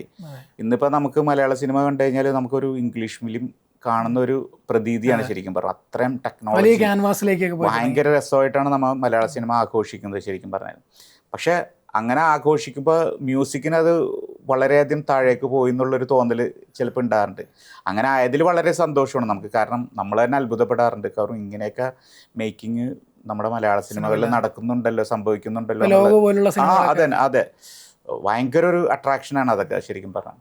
അപ്പം അതിനോടൊപ്പം നമ്മുടെ മ്യൂസിക് താഴേക്ക് പോകുന്ന ഒരു സങ്കടം എപ്പോഴും അത് ആസ് എ മ്യൂസീഷ്യൻ എന്നുള്ള രീതിയിൽ എനിക്ക് തോന്നാറുണ്ട്. അപ്പോൾ ഈ ഒരു സിംഗറിനെ സംബന്ധിച്ചോളം ഇപ്പം ഞാൻ വന്ന കാലഘട്ടങ്ങളിൽ നമുക്ക് കുറേ നല്ല പാട്ടുകൾ കിട്ടി. ഇപ്പം അത്തരത്തിൽ പാടുന്ന ഇപ്പം ഞാൻ നേരത്തെ പറഞ്ഞ രീതിയിലുള്ള കുറേ സിംഗേഴ്സ് ഉണ്ട്, അവർക്കൊരു സ്പേസ് ഇല്ല എന്നുള്ളൊരു തോന്നൽ എനിക്ക് എപ്പോഴും ഉണ്ടാവാറുണ്ട്. മാത്രമല്ല ഇപ്പം പണ്ടത്തെ പോലെ ഒരു 4-5 മിനിറ്റ് സോങ്ങിന് പകരം ഒരു 2 മിനിറ്റ് ആയിട്ടൊക്കെ ചുരുങ്ങി അത് പിന്നെ ഇപ്പം നേരത്തെ പറഞ്ഞ ഒരു ഫെജോന്റെയും പ്രൊമോഷണൽ സോങ്, വേടന്റെ ആണെങ്കിലും സിനിമയിൽ ഇല്ലാതെ പ്രൊമോഷൻ സോങ് ആയിട്ടാണ് വരുന്നത്. അപ്പം പിന്നെ അത് നമുക്ക് ആരെയും അതിനെ കുറ്റപ്പെടുത്താൻ പറ്റില്ല, കാരണം ഇപ്പോഴത്തെ സ്ക്രിപ്റ്റും കാര്യങ്ങളൊക്കെ അങ്ങനത്തെയാണ്. കാരണം ഇപ്പം പണ്ട് നമ്മൾ പാടുന്ന സമയത്ത് ഇപ്പോൾ ദിലീപ് ആണെങ്കിലും പൃഥ്വിരാജൊക്കെ ആണെങ്കിലും അവരൊക്കെ ലിപ്പ് ചെയ്ത് അഭിനയിച്ച് പാടുന്ന ഒരു കൊമേഴ്ഷ്യൽ ലെവലിലുള്ള പാട്ടുകളൊക്കെ ഉണ്ടാകാറുണ്ട്. ഇപ്പം അങ്ങനെ ഇല്ല ശരിക്കും പറഞ്ഞാൽ. അതും ഒരു കാരണമാണ്. അത് ശരിക്കും അതൊരു കാലഘട്ടത്തിൻ്റെ മാറ്റങ്ങളാണ് ശരിക്കും പറഞ്ഞത്. അപ്പം അതിനെന്തൊക്കെയാണ് പരിഹാരം എന്നുള്ളത് കുറച്ച് ഈ പറഞ്ഞ ഒരു നമ്മൾ പ്രൈവറ്റ് സോങ്സ് ഒക്കെ കുറേയൊക്കെ വന്നു തുടങ്ങിയിട്ടുണ്ട് ഇപ്പം സിനിമയിലല്ലാതെയുള്ള കുറേ പാട്ടുകളൊക്കെ. അങ്ങനെ വരട്ടെ. മ്യൂസിക്കിൻ്റെ കാര്യമാണ് ഞാൻ പറഞ്ഞത്. സിനിമ നമ്മൾ വളരെ മുമ്പിലോട്ട് ടെക്നോളജി വൈസ് ഒക്കെ അല്ലാതെയൊക്കെ നമ്മൾ മുന്നിലോട്ട് പോയി കഴിഞ്ഞു. മ്യൂസിക്കിന് ഇങ്ങനെ കുറച്ച് പ്ലാറ്റ്ഫോംസ് ഒക്കെ ഉണ്ടായാൽ നല്ലതായിരിക്കും എന്ന് എനിക്ക് തോന്നുന്നു. ഇപ്പോൾ അഫ്സലിക്ക് ഏറ്റവും പ്രിയപ്പെട്ട ഒരു ഗാനം ആലപിച്ചുകൊണ്ട് നമുക്ക് ഈ ഷോ ഒന്ന് വൈൻഡ് അപ്പ് ചെയ്യാം. ഏതെങ്കിലും ഒരു ഗാനം അങ്ങനെ ഇഷ്ടപ്പെട്ട പാട്ടെന്ന് പറഞ്ഞാൽ എല്ലാം നമുക്ക് അറിയാം. നമ്മുടെ മലയാളം സംഗീതത്തിൽ നമുക്ക് ഒരിക്കലും ഒഴിച്ചുകൂടാൻ പറ്റാത്ത ദാസാറിനെ നമുക്ക് ഒരിക്കലും, കാരണം ഒരു മലയാള സംഗീതത്തിന് ഇത്രയും ഒരു വാല്യൂ ഉണ്ടായത് തീർച്ചയായിട്ടും ദാസാറിൻ്റെ ഒരു ഇതുണ്ട്. പക്ഷേ അന്ന് ദാസാറിന് അത് ചെയ്തു കൊടുത്ത പല മ്യൂസിഷ്യൻസിന്, ലെജൻഡറി ആയിട്ടുള്ള ദേവരാജൻ മാസ്റ്റർ, ദക്ഷിണാമൂർത്തി സ്വാമികൾ, ബാബുരാജ് സാറ്, അങ്ങനെ നമുക്ക് പറയണമെങ്കിൽ കുറേ മ്യൂസിക് ഡയറക്ടേഴ്സ് ഉണ്ട്. അവരുടെയൊക്കെ ഒരു കോൺട്രിബ്യൂഷനിൽ പാടിയിട്ടുള്ളത് ദാസാറാണ് കൂടുതലും പാടിയിരിക്കുന്നത്. സാറിൻ്റെ ഒരു പാട്ട് പാടിയിട്ടുണ്ട്. ശ്രുതിയിൽ നിന്നുയരും നാദശലഭങ്ങളെ സ്വരമാം ചിറകിൽ അലസം നിങ്ങളൻ മനസ്സിൻ്റെ ഉപവനത്തിൽ പറന്നുവാ ശ്രുതിയിൽ നിന്നുയരും നാദശലഭങ്ങളെ. എന്തായാലും അഫ്സലിക്ക താങ്ക് യു, ഞങ്ങൾക്ക് വേണ്ടി കുറച്ച് സമയം ചെലവഴിച്ചതിന്. Thank you. ഈ പറഞ്ഞ പോലെ ഒരുപാട് ഹിറ്റ് ഗാനങ്ങളുടെ ഭാഗമാകാൻ ഇനിയും സാധിക്കട്ടെ, നല്ല സിനിമകളുടെ ഭാഗമാകാൻ സാധിക്കട്ടെ. ഹിറ്റ് ഗാനങ്ങൾ ഉണ്ടാവട്ടെ എന്നാണ് എനിക്ക് കിട്ടുന്നേക്കാളും കുറേ നല്ല പാട്ടുകൾ ഉണ്ടാവണം എന്നുള്ളതാണ്. കുറച്ച് സിനിമകൾ തീർച്ചയായിട്ടും നമ്മൾ മലയാള ഇൻഡസ്ട്രി, നമുക്ക് ഓരോ സിനിമകൾ കാണുമ്പോൾ നേരത്തെ പറഞ്ഞ കാര്യം തന്നെ നമുക്ക് ഭയങ്കര അഭിമാനം തോന്നാറുണ്ട് മലയാളം. പക്ഷേ അതിനോടൊപ്പം തന്നെ നമ്മൾ മ്യൂസിക്കിനെയും കൂടി ചേർത്ത് പിടിക്കണമെന്ന് ഒരു റിക്വസ്റ്റായിട്ട് നമ്മുടെ ഫിലിം മേക്കേഴ്സിനോട് ഞാൻ അഭ്യർത്ഥിക്കുകയാണ്. അങ്ങനെ തന്നെ സംഭവിക്കട്ടെ. Thank you.